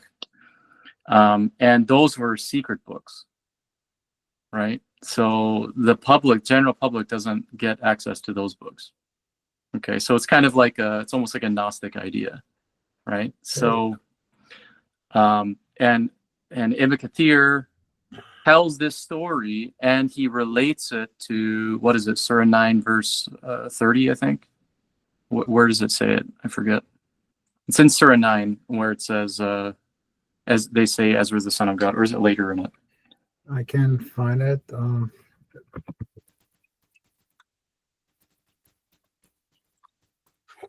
It's Is it 100 or something? 100 and something. It's Surah Al-Tawbah, which is, I think, is 30. Surah 9, yeah. Yeah, so I just remember, so Ibn Kathir comments, verse 30, I was right. Yeah, 9:30, correct. Yeah. So Ibn Kathir tells that story about the burning of the Torah and Ezra rewriting it and relates it to this verse. And this is why they call him the Son of God. Okay, so that's the key thing. And what's also funny about that story is, ironically, this, even though Muslims usually don't tell the full story, they just like the full legend when they're talking to you. They'll just say, "Oh no, the Torah was all burned in the time of Nebuchadnezzar." No, if you're gonna accept that legend, you got to accept the rest of the legend, which is that Ezra rewrote the Torah in his time, and God inspired him to do it. So that means he accurately rewrote the text of the Torah in the 400s BC. So that means the Torah is reliable, at least up until the time of Ezra. So after that point in the 400s BC, that's only after that window, it's got to be corrupted. And then when is the Dead Sea Scrolls? That goes back to about like the earliest is 250 BC. So you got like a 150-year window to corrupt all the stories, right? And remove the name of Muhammad and everything. Yeah. So very narrow. Thanks for sharing. I'm gonna you gave me like enough reading for the week. You will have enough, if you want, you will have enough reading for your lifetime, to be honest. There's so much stuff in this area. I just want to explain too, for your sake, and anybody else who's new, who hasn't got to see those videos, is what this represents tonight is we are basically, essentially all of our methodology, one of the ways we can characterize it is we're saying we are through a very big cumulative case, rather than just like a point here, a point there. We're making a lot of points altogether cumulatively to show them, to respond to the accusation that the Torah was changed. Okay, so we're showing them it is impossible that the Torah was changed in the way that you as a Muslim needed to have been changed. Okay, what they claim is that it was changed, but they don't say what was changed, right? Ahmed, did they ever tell you these specific things were changed? So I was like sitting at the other table one day. So what I would say that like the Jewish leader would hide some of the book for themselves. That's something that was mentioned in the Quran. Another thing is that they would change the law. So, for example, when they like the punishment for some sins in the Torah Stoning for adultery. Was corrupted or changed to be more favorable. They wrote some stuff and they sold it to the like higher priest and said that like basically the Quran is saying that some of the prophets are fake and they just wrote something and they said that this was inspired by God and they just wanted to add this to the Bible, and for that they would get paid money. That's exactly what the Quran is saying, and that's what we were taught. Yeah. So when you look at those statements in the Quran, or if we're looking in Hadith, or whichever source we're looking at, but especially in the Quran, Muslims basically, I would say, misinterpret that a lot. So they take a verse like, oh, they hide it. So think about it, Ahmed. If you hid a book, does that book that was hidden, does that still exist when you're hiding it? No. It doesn't exist? Oh, yeah, right. Yeah, so it exists. If I hide it, like it's there, but I have it's a not book, accessible. I hide it behind my back. I throw it behind my back, right? Does it not exist anymore? Right? No, it's still there. I'm just preventing you from seeing it, right? So when were they hiding it behind their backs, according to the Quran? There's no specific timing, nothing. No, but you can derive it. It's in the time of Muhammad. It's because the Quran describes them as responding to the claims of Muhammad in the Quran. and So they're hiding that's the one interpretation, yeah. But the other one is that the original text itself was corrupted. So that's one thing well, that they when have you to when you establish tried, it, yeah, right? like when you try to use the Dead Sea Scrolls argument, they would say, Mhm. yeah, but that's even corrupted because it's based on a corrupted version. It's all like Sure. a Yeah, loop yeah, that yeah. doesn't go. So, okay, so let's step one thing at a time, right? So first is, what does the Quran actually say, right? So Yeah. like my opinion is not authoritative, neither is theirs. It's what does it say, right? So if you say to a Muslim, is your opinion authoritative? Do you get to determine what the Quran means? Right? And they're going to say no, obviously. Mhm. Neither do I. So we have to look at it and study it and see what it says. So maybe I'm wrong, maybe you're wrong, maybe a scholar's wrong, but we have to figure it out, right? Right. Okay. So just because somebody told you this is what something means doesn't mean that actually that text supports that full point. So all I was saying, Ahmed, was when you brought up the hiding, what does the hiding establish? It doesn't establish that it was changed. In fact, it implies that it wasn't. Okay. Mhm. Because they're hiding. That means they still have to have it, something there that they're worth hiding. Okay. That they're not showing them. If it was already gone from the text, then what are they hiding? Okay. Right. Now, of course, there are many verses, and we've gone through this, and I have lots of stuff on this stuff, okay, of what the Quran says, all the different verses it says about the previous scriptures, and in particular the Torah, okay, and looking at it from different angles. Okay, so like the very simple one that we start with is Surah 7, 157, which it says, they are the followers of the messenger, the unlettered prophet, whose description they find in their Torah. Okay, so I just walk them through. I say, so who's the messenger, the unlettered prophet? Is Muhammad, right? So who were the ones who were following Muhammad and found his description in the Torah? Okay, well, that would have to be the Jews in the time of Muhammad, right? Because they're following Muhammad. So that puts them in the time of Muhammad. And it says they found his description in the Torah. So that means, according to the Quran, the description of Muhammad existed uncorrupted in the text of the Torah in the 7th century. You see my point? Yeah, right. Okay. So that's the first point I make with them. So we go through various passages to show them actually the Quran does not teach the text of the Torah was corrupted. Okay.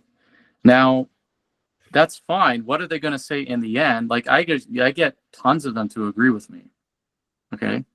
Because I do it very carefully. A lot of Christians, what they're doing online is they're not using good argumentation on this point. They use wrong verses, like they talk about passages that say no one can change his words. Okay, that's a bad verse to use. Okay, there's a lot of bad verses that people are using. So we have it very carefully developed, okay, step by step to go through to build your case. But that is only the first, we call it the first pillar. Okay, the master key has 5 main pillars. We call the real 5 pillars of Islam that we deconstruct. And the first pillar is that the Torah was corrupted. Okay, so we first address what does the Quran say about it, and then we bring up the Dead Sea Scrolls. And then the rest of the pillars, we compare narratives that are parallel in the Torah and in the Quran. And we show them all these various differences, and we target in the 3rd and 4th pillar, which is the most important. The 3rd pillar, it basically says that Abraham and Ishmael traveled to Mecca and built the Kaaba. Okay, so we deconstruct that by going to Genesis 21, as Alex was bringing up. Okay, we don't talk about Isaac versus Ishmael.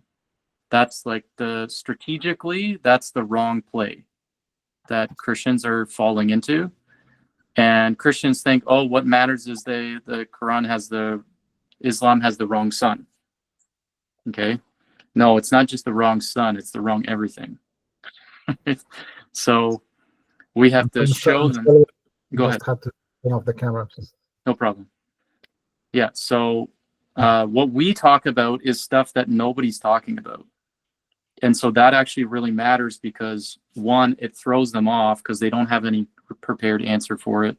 All they can say is Torah is corrupted, right? So even though we show them and we can prove to them that according to the Quran and the Hadith, the Torah is not corrupted, even from an Islamic point of view, they're going to say, okay, fine, but when we show them all these differences in the narratives that can't be harmonized, they're going to say, oh, the Torah must be corrupted, right?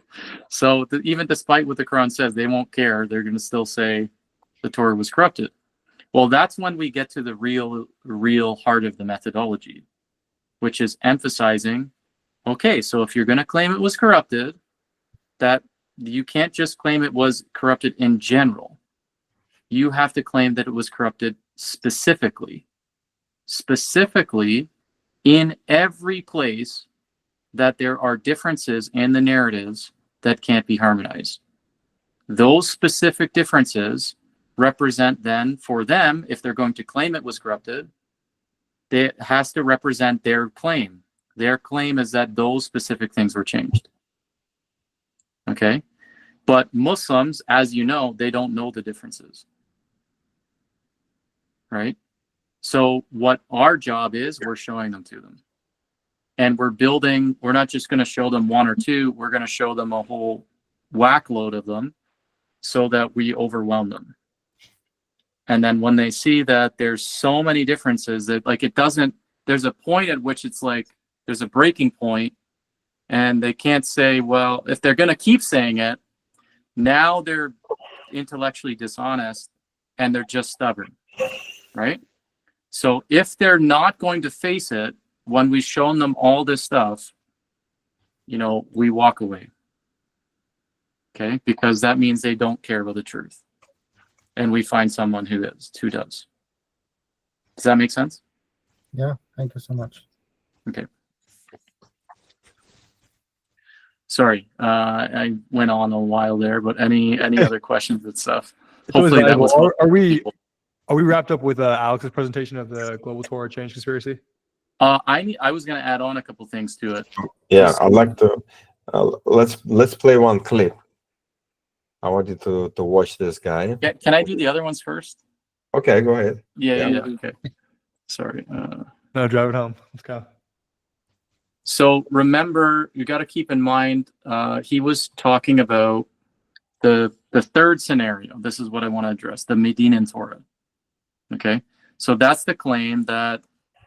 Okay, so, and that's like, this is their best shot. This is their best idea that they can come up with, right? So the Torah was corrupted everywhere except for in Medina.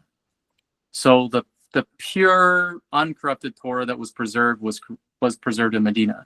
It has to be Medina because Islamic sources say figures like Abdullah bin Salam, who was, according to their sources, was a rabbi, the chief rabbi of Medina, who saw in the Torah prophecies of Muhammad. And when Muhammad came to Medina for the Hijrah, when he migrated there, he saw him and he immediately accepted him because he said, I've been waiting for you because you've been prophesied in the Torah, right? So that means the Torah in Medina is not corrupted. Okay?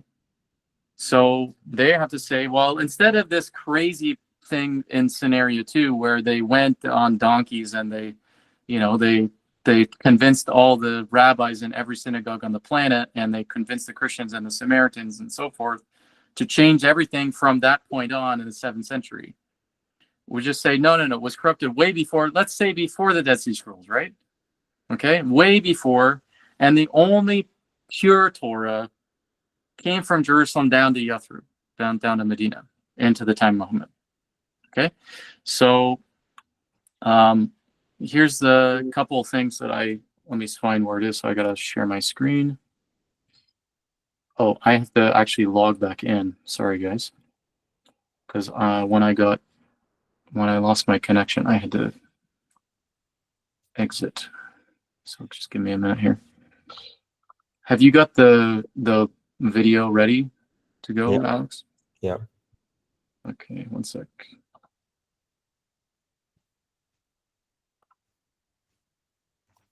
Okay, I'm back in. Just going to share my screen.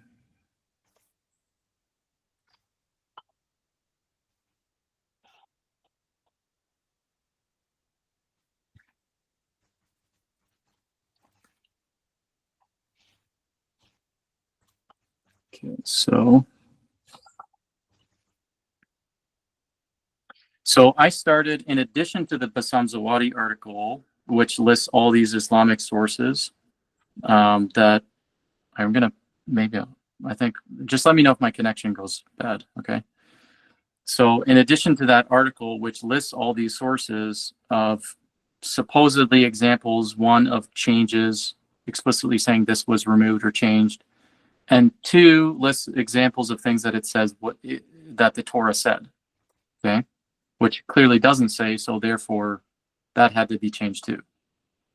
Okay, so then I started looking in Islamic sources as I'm reading stuff for any other examples of things that the sources say existed in the Torah, things that the Torah said, which clearly it doesn't say.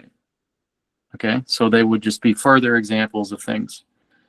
So in this list, I started finding some examples of things that it doesn't just say were things in the Torah, but in the Torah in specific geographical locations.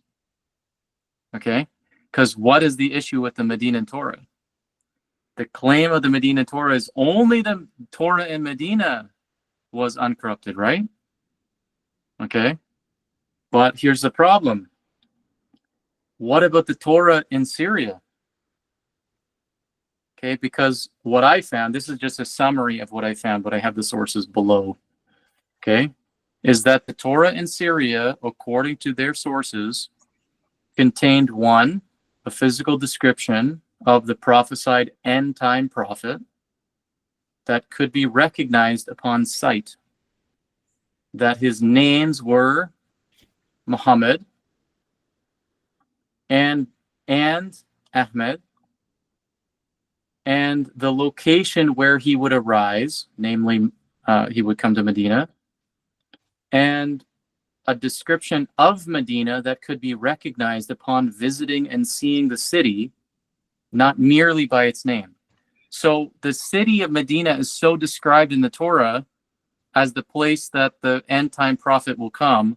It's so described that you could go there and you could visualize that description and you could see it. This is the place, even though you didn't know the name of the city.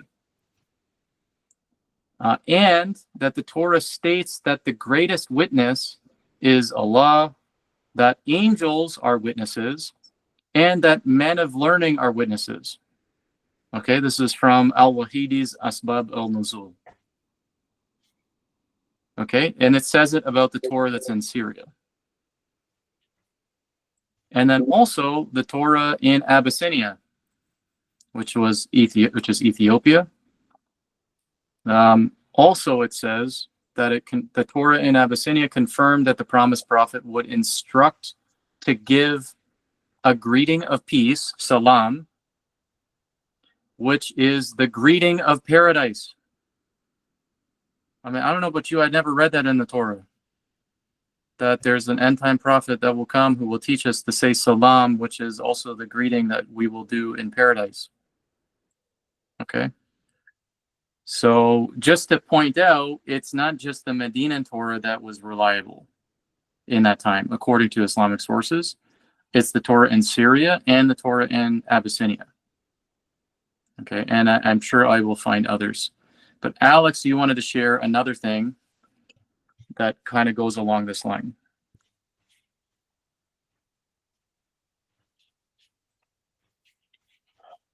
Let me share my sheikh.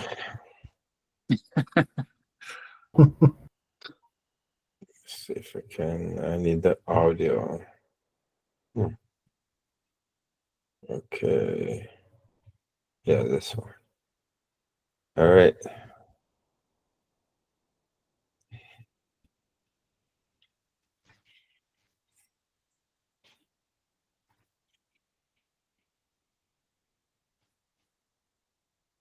fact Jewish jinn. They had believed in Musa and the Torah.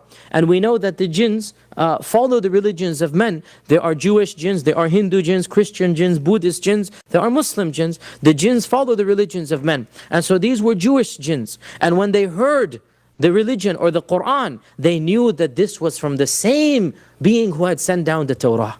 And so they converted, and a Jewish jinn. They had believed in Musa and the Torah. You understand what's happening? No, they're not demons. They're genie. That's different stuff. Different stuff. They don't have demons per se as biblical demons in Islam. Quran. Yeah. Yeah. It's all different ones. It's What's jinn? You got to explain it because some people don't know. well, if you see the called lamp of Aladdin, that's jinn. And I want to show you actually the nice picture. Oh, that's funny. Ahmed just said Islamic Lord of the Rings. We got to talk about that analogy. Well, I have an analogy. It's funny. Okay, we'll get that. We got to tell them what it is first. Oh yeah. Let me see. I'm gonna present. Yeah, that's cool. Okay, that's the Jewish There jinn. it is. That's a Jewish jinn. Yeah.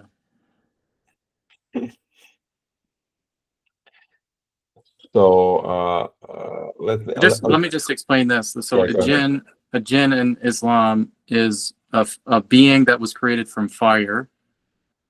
It's sort of a spiritual being, but jinn also can take on physical forms. So not all jinn, according to Islam, are bad. Okay, some are good and some are bad. According to Islam, angels, which is a different race of beings. So you've got humans, you've got angels, and you've got jinn. Okay? So of course the Bible, Old and New Testament, have no concept of jinn, right? So, but in Islam, and in the Quran, there's jinn. And Iblis, or Shaitan, Satan, was a jinn, not an angel, in the Quran.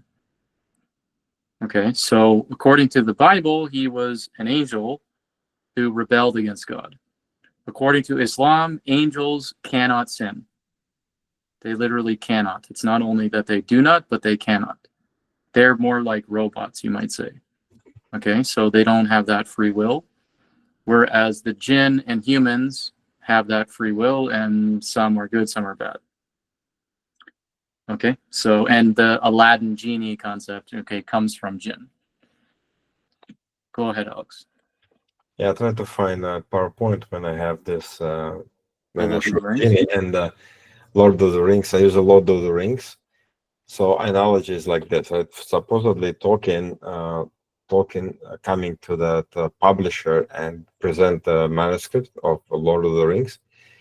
And the guy said, "Oh, amazing! I like the story. I'm gonna publish book definitely, but I need, like, I don't like what called the Gimli and his race of dwarves. Yeah, could you please remove them? Can you imagine the amount of writing should be in?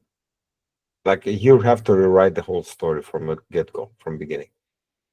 So no mention of dwarfs, no mention of Gimli, no mention of anything. Everything now it's between elves and men. So why anybody would do that? Like, compared to, like, a story of genies are in the Quran or in Islam is very prominent. They are massive. And Satan is a jinn, according to Islam. And why the Jews corrupted not Torah? There is no Satan in the Torah, if you know that. But what about the rest of the Old Testament? Why they just didn't they removed the mention of genies everywhere from Old Testament? So it does make sense. I remember having that debate in 2019 in the masjid. And I presented this issue in front of a small crowd, and almost 2 hours later, one of the elderly Pakistani Muslim raised up hand, and I said, "I don't understand why they just remove all mention of genie from the Torah." I said, "Exactly, that's my point. Like, who in their mind will do that? Like, what's the point to remove it and keep only demons? And they don't have much of that development in a story, right? So we don't have. It's more like a New Testament. Demons are, and possessed and everything, but not an Old Testament per se. Like in Islam, is a huge. So the race of jinns are completely extinct from Old and New Testament. So you tell me the Jews and Christians remove everything about jinn just for what? What for? What's the Yeah, reason? there was a sister actually in the underground who was sharing a few weeks ago, where I'm not sure if she's in the call right now. I can't see all the. I think maybe she is. So was sharing that she was talking with her mom and who was a Muslim, Mhm, and her mom. One of her comments to her was they were looking at the story of Adam mhm. in the Quran and in the Torah, and she was struck by the fact that there's no mention of the angels in the Torah, right? Yeah, In the account of Adam, but they're so prominent in the story of Adam in the Quran, right? So not only does it not have angels, it doesn't have jinn. yeah. And Not all that. well, yeah, just to clarify for people, when you say there's no Satan in the Torah, he's never called Satan. It's just mentioned as the serpent, right? Yeah, And so, and the full concept of it is not really developed there, which I think is what your point was. yeah. So, and it's interesting in the Quran, there's no serpent. Okay, it's not that the jinn who is shaitan and iblis, he doesn't come in the form of a serpent. Yeah. Okay, so it's crazy. Like the whole thing is radically different. But actually, we got to get back to your main point, Alex.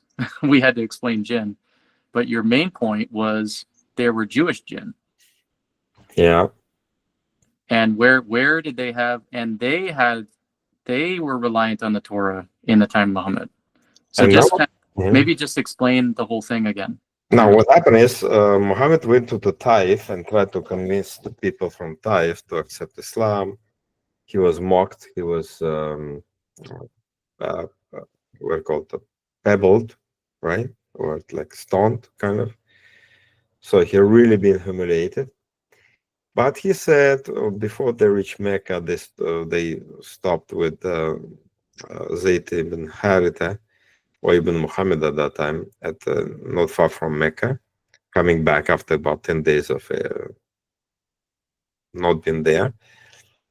He said, Muhammad said, "Oh, I heard the jinns were coming," and he was like, Muhammad used to recite the Quran at night, reading out loud. So he said, "Oh, the group of jinn who came from," well, before I say that, group of jinn listened and they accepted Islam, and then they called, I think next time, Muhammad next night, and Muhammad went kind of and disappeared and started sharing with this with the jinn community, and they accept Islam, most of them.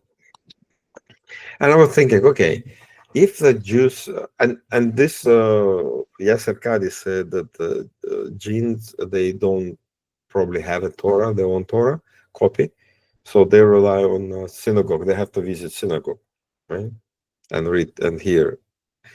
And I was like, okay, fine. If that's the case, they have to be like, they're not from Medina, Yathrib. They are from local, the Mecca Jews.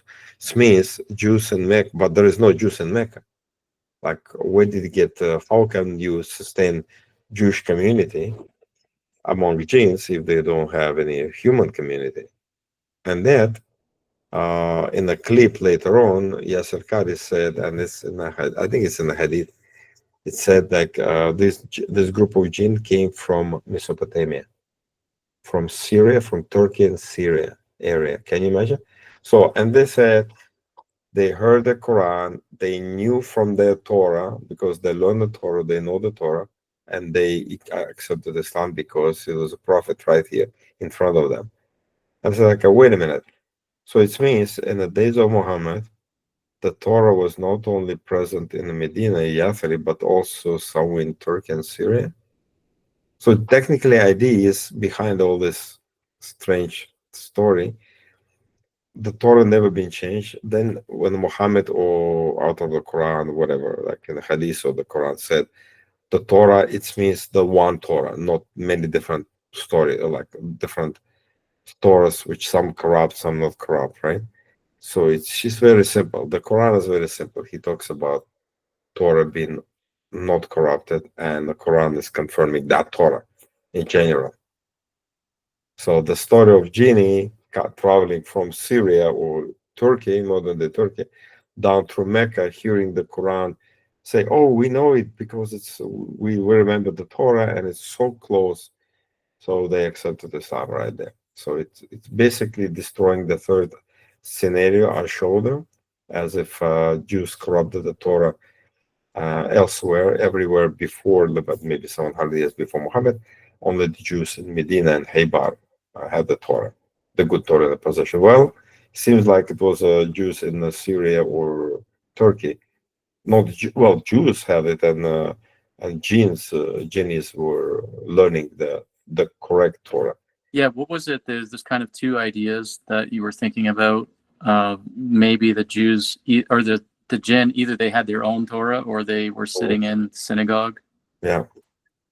So like, because jinn can take physical form, and actually, I was watching Esther Kadi today, and I don't know if you caught it, but he said that jinn also have animals. Yeah. There's like jinn animals too. Yep. It's so crazy. So either they have their own Torah, which is the same, or they're learning it from the Jews. Like they're maybe they're coming in human form and they're sitting in the synagogue. You don't know that it's a jinn next to you, because that's a very normal concept for Muslims. Yeah. That there could be a jinn that's in the form of a person, and you don't know that that person is a jinn. Okay. So, and actually, that is more the realistic explanation from an Islamic point of view. It's not like they have their own synagogues with their own Torah scrolls. It's that they're just in amongst the people, and you just don't know it, right? So they're listening to the Torah that's in the synagogues of the Jews in Syria, and they come down and they meet Mecca, they meet Muhammad, they hear him preaching, and they realize, oh, you're the guy that's in it. Yeah. Okay, so that means the Torah in Syria is also reliable in the time of Muhammad. It's not just the Torah in Medina, right? As I also was pointing out in the sources I was referring to. The question is, jinns originated, I believe, from Arabia. It's pagan in origin. As like we have to understand, Islam is, let's say, 50% pagan, 50% Jewish fairy tales. So it's like combine two things together. So that's why I believe Muhammad was a founder of Islam in Hijaz, because it's the only place kind of when it was not a Christian influence. Yeah, just to explain, because people don't know the geography. Some people. Okay. So Hijaz was like the western central Arabia, which is where Mecca is, but it's a larger region. Okay, so it's important to explain terms because I know people might not know it. Yeah, because some time ago, like after Dan Gibson came up with the book Quranic Geography, when he tried to make a point that originally Mecca was in Petra, and then it moved down to the Mecca, right? Kaaba was in Petra, and Muhammad was born in Petra, and I believe we cannot prove it to Muslim, but I think it's have a very valid points, like direction of Qibla, for example, and structure of the Petra itself. It looked like community with a cubic shape of whatever. They have buildings or inscriptions. But then I realized, I think probably it cannot be, because Petra was under the control of the Byzantine Christians. So, and the Quran is clearly an alloy of paganism, Arab pagans, and Jews. The only place they could flourish together without Christian influence been in the central part of Arabia, where the Mecca, Medina, Taif, right? So that we're talking about. So it is It basically convinced me that Muhammad was really from Mecca, and that how it's all started up right there, nothing else. Yeah, that's Yeah, I think just another simple way to put it is there's elements of paganism and elements of rabbinic Judaism. Yeah. And obviously the heart of it is the Kaaba, right? The Kaaba, along with all the rituals that are repeated in the pilgrimage of the Hajj, that's all pagan in origin. That's not Jewish. Yeah. Right.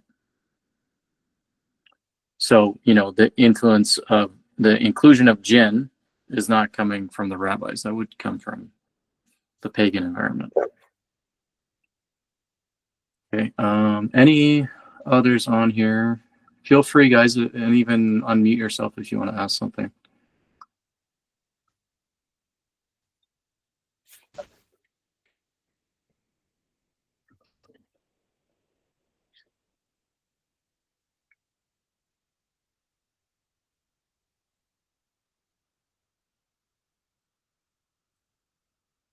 Anybody?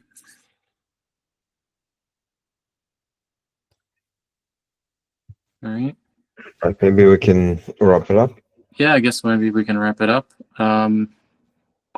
We will probably be getting back to, yeah, Victoria's. I'm still absorbing. Yeah, it takes a while to absorb. You got to watch things multiple times and read the sources. For this one, just to say, you know, this is an extra thing, the global Torah conspiracy. Don't feel like, you know, you're not going to be able to do anything until you know the global Torah conspiracy. Focus on the master key, but we've gone through the sessions on the master key in the live sessions, and as well as obviously the two-part lecture that's posted in the main pin post that hopefully you guys have watched. If you haven't watched that, you have to go back and watch that. Those 2 long lectures I gave in a seminar that goes over all of it. And then we went back over all of that material at the master key in our live sessions like this. And so they're recorded. And if you did join the community some point later, or, you know, you haven't watched them, you know, go back and watch those. But my suggestion is watch the two-part seminar first, and then the live sessions, because, you know, it's kind of more drawn out in the live sessions because it's more interactive and stuff. So we have more time to do it. So then you kind of, it re-solidifies it. But really, you guys have to take time yourselves and read the passages, learn the passages that we're using in the master key. And eventually, when you master that, you know, then you can expand with this, which is the global Torah conspiracy. And then you can learn some midrash as also. Okay, but, you know, we don't expect you to know everything all at once. So if you feel overwhelmed by the information, that's because it takes time to learn it. And once you learn it, that overwhelming feeling you have that's the feeling we're going to give them. Okay, and that's what we want them to see, is that there's an overwhelming amount of stuff that they can't answer. So, but you don't have to be a scholar. You don't have to study a million different things. Just focus in this narrow area of these narrative comparisons and stuff. And, you know, there's so much already just in there. All right. So I'm encouraged. Actually, I'm seeing people really studying it. I was on a call earlier today with a brother in Africa who is planning to meet with a Muslim friend this Sunday. And so he wanted some coaching. So I was, you know, did that for him. And if anybody, I'll just keep reiterating it, is that after you've gone through that 2-part seminar and you download that PDF of the handout and the cheat sheet, memorize the cheat sheet references. Basically, once you do that, watch at least those 2 videos. You don't have to necessarily watch all the live sessions that we've recorded. But and if you've memorized that cheat sheet, all the lists of references, that's the main stuff to have the framework for things, then feel free to contact me about coaching. I'm happy to, you know, like I'll do a call with you. I'll walk you through stuff. I'll give you tips. You can try some of it on me. I'll kind of test your knowledge of it to make sure you've got it, well enough. So that's kind of what I was doing with a brother today, and I've done that with now a bunch of people. So that's really, I look forward to those calls, because it means like you guys are taking it in, and we can help you refine it. I want you to talk to me or Alex first before you talk to a Muslim about it, okay? Because we want you to kind of see that you know it well enough that you can go try it, okay? All right, well, I think that's everything. We can call it a night. Mika asked a question about how to Okay. refute claim that the Torah today is not the Torah of the Moses. How to refute the claim that the Torah today Is not the Torah of Moses. is not the same Torah from Moses, because they say Torah today is a biography. Oh, okay. Well, let's look at the second reason. Because they say the Torah is a biography, but the Torah of Moses was revelation like the Quran. Actually, I've thought about that. We haven't talked about that, Alex, but you and I. But here's my thought about it. So does that mean that, like what I would say to them, does that mean wahi, revelation from Allah, can't include any narratives about the past?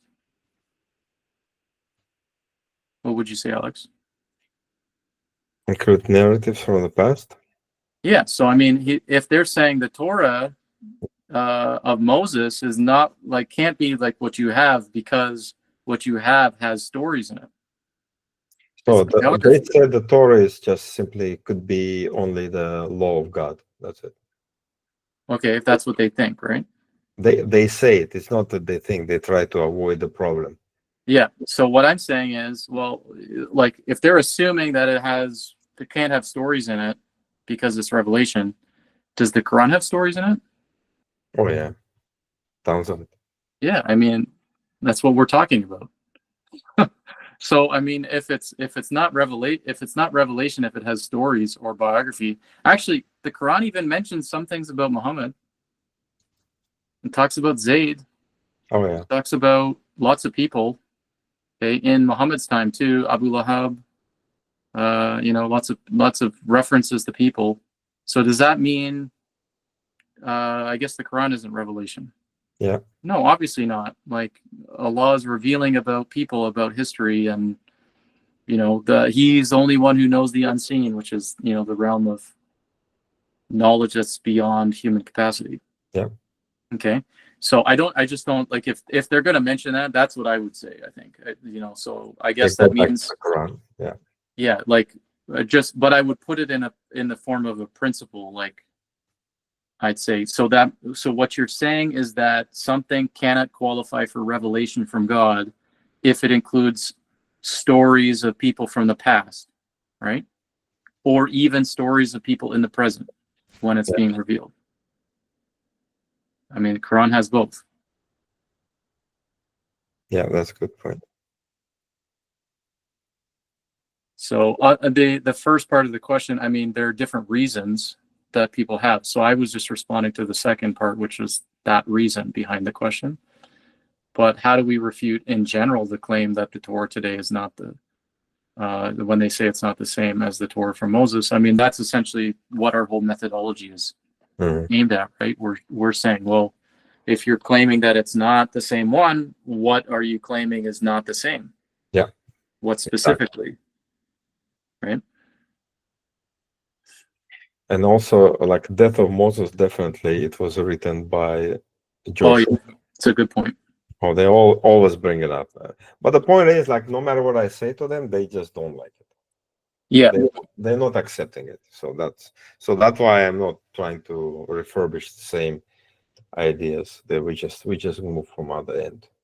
Yeah. So, but just to maybe for their sake, just to say, Muslims say, oh, well, we know for like, they're kind of like mocking it, right? That it can't be the same Torah as it goes back to Moses, because it includes the description of Moses' death. Exactly. So obviously Moses didn't write it, and we're going to agree. Obviously Moses didn't write that part at the end of Deuteronomy. Okay. So what is our position? our position is Moses wrote the rest of it. We actually do believe that it does have some editorial updates in it since the time of Moses, like updating some of the names of locations and things. Okay, but we also believe that can be under the guidance of the Holy Spirit of the priests and the prophets who had it in their custody to update those things for the people of their time so that they could understand the Torah. But when it came to the ending of the Torah, like the description of Moses' death, well, like Alex said, it could have been Joshua that wrote it. Joshua was the successor. It mentions Joshua at the end of the book. And what's the next book in the Tanakh, in the Hebrew Bible? Joshua. So what we see from Deuteronomy going into Joshua, from Joshua to 2 Kings, with the, excluding Ruth, because it's his own thing. From Joshua, Judges, 1st and 2nd Samuel, 1st and 2nd Kings, is one long history, right? Basically continuous history from Joshua to the Babylonian exile. Yeah. And so obviously those were not all written at one time, and it represents a lot of history. So where did all that come from? It came from the priests and the prophets, especially the prophets. In fact, the book of Chronicles cites the sources for the history, that it came from the records of the prophet Gad, and like it mentions different prophets, okay, along the way who wrote the history. So basically they're chronicling their history as they move forward after the time of Moses. So, I mean, if you think about it, the Torah, the Pentateuch, is in one scroll, right? So in that scroll, actually I have one.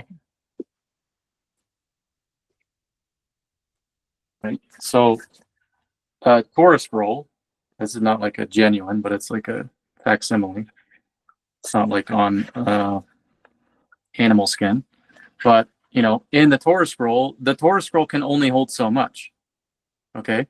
So in that, it's going to end with Deuteronomy, and you can't, and once that's written, okay, there are more books being written. So where are they going to go? They're going to go in another scroll. Okay. But because you can't have a giant book, because there were no books in ancient times, they had scrolls, right? So how are you going to connect them? You're going to write the connection at the end of the last book, the previous book, and the beginning of the new book, which is exactly what it does. At the beginning of Joshua, it connects it. At the end of Deuteronomy, it connects it. And so we don't need it to be written by Moses. Moses wasn't the only one that God led to write scripture. Okay, so for us, it's no issue. For them, they're not thinking of it like that. They're thinking of it like, okay, a book was given to Moses, and then like no book, and then there's finally the Psalms given to David. Yeah. And then finally sometime later, Injil in an oral way was given to Isa. Okay, well, that's not what we have, right? Even that is wrong, right? So they have a wrong conception of Everything. the biblical scriptures, of everything. So it is hard at times to explain it to them, because even that, like if I say, no, there were other books, and then somebody added that stuff at the end to transition it also to the next books of scripture, or they're like, in their mind, there are no other books of scripture. Yeah. Right? So that itself is a problem for them. And so they're going to be resistant to it. But I found generally when I've explained, like, okay, so yeah, we believe, of course, like, have no problem with it. Like somebody else, probably Joshua or another prophet, added the very, like, the death of Moses and the transition from Moses to Joshua at the end of the book. But otherwise, Moses wrote it. Okay, because we believe there's continued revelation afterward. They just add. So something was added at the end, and then there were other books also added into the collection. So if you add something onto the end, it doesn't mean they change everything else earlier. You're just writing more. Okay, so you can say, well, it wasn't exactly what Moses wrote. Okay, fine. We have no problem with it. Do you have another copy of the Torah which is a different one? Yeah, no, well, my point though is just to help them understand our point of view. And then, okay, so that doesn't give them room to say the other things were changed. And so now we're going to go back to the topic, which is the parallel stories. Yeah. Okay. So it's just to try to take the sting out of like, because they think it's just so obvious. They proved it. It's like a proof. Your Torah is completely uncorruptible, unreliable, I should say, because it's so obvious that Moses didn't write that very end part. It's like, that doesn't matter. So just if you communicate to them and then move on, right? That's kind of what I would say. Yeah. Okay. Yeah. Was there anything else while I was talking?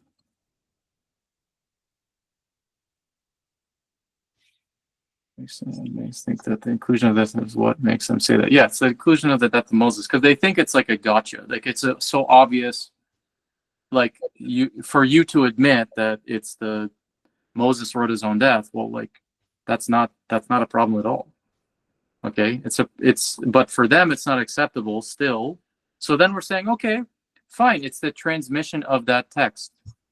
Okay, we believe there's an addition at the end of it, the death of Moses. But otherwise, we're talking about the same text that was transmitted. At this point, okay, you proved it. There was an addition at the end. Okay, but what about everything else? Okay. All right, well, why don't we end it there, Alex? And feel free to reach out to us, guys. And blessings to everybody. And hope to talk to you guys soon. Okay. Bye-bye.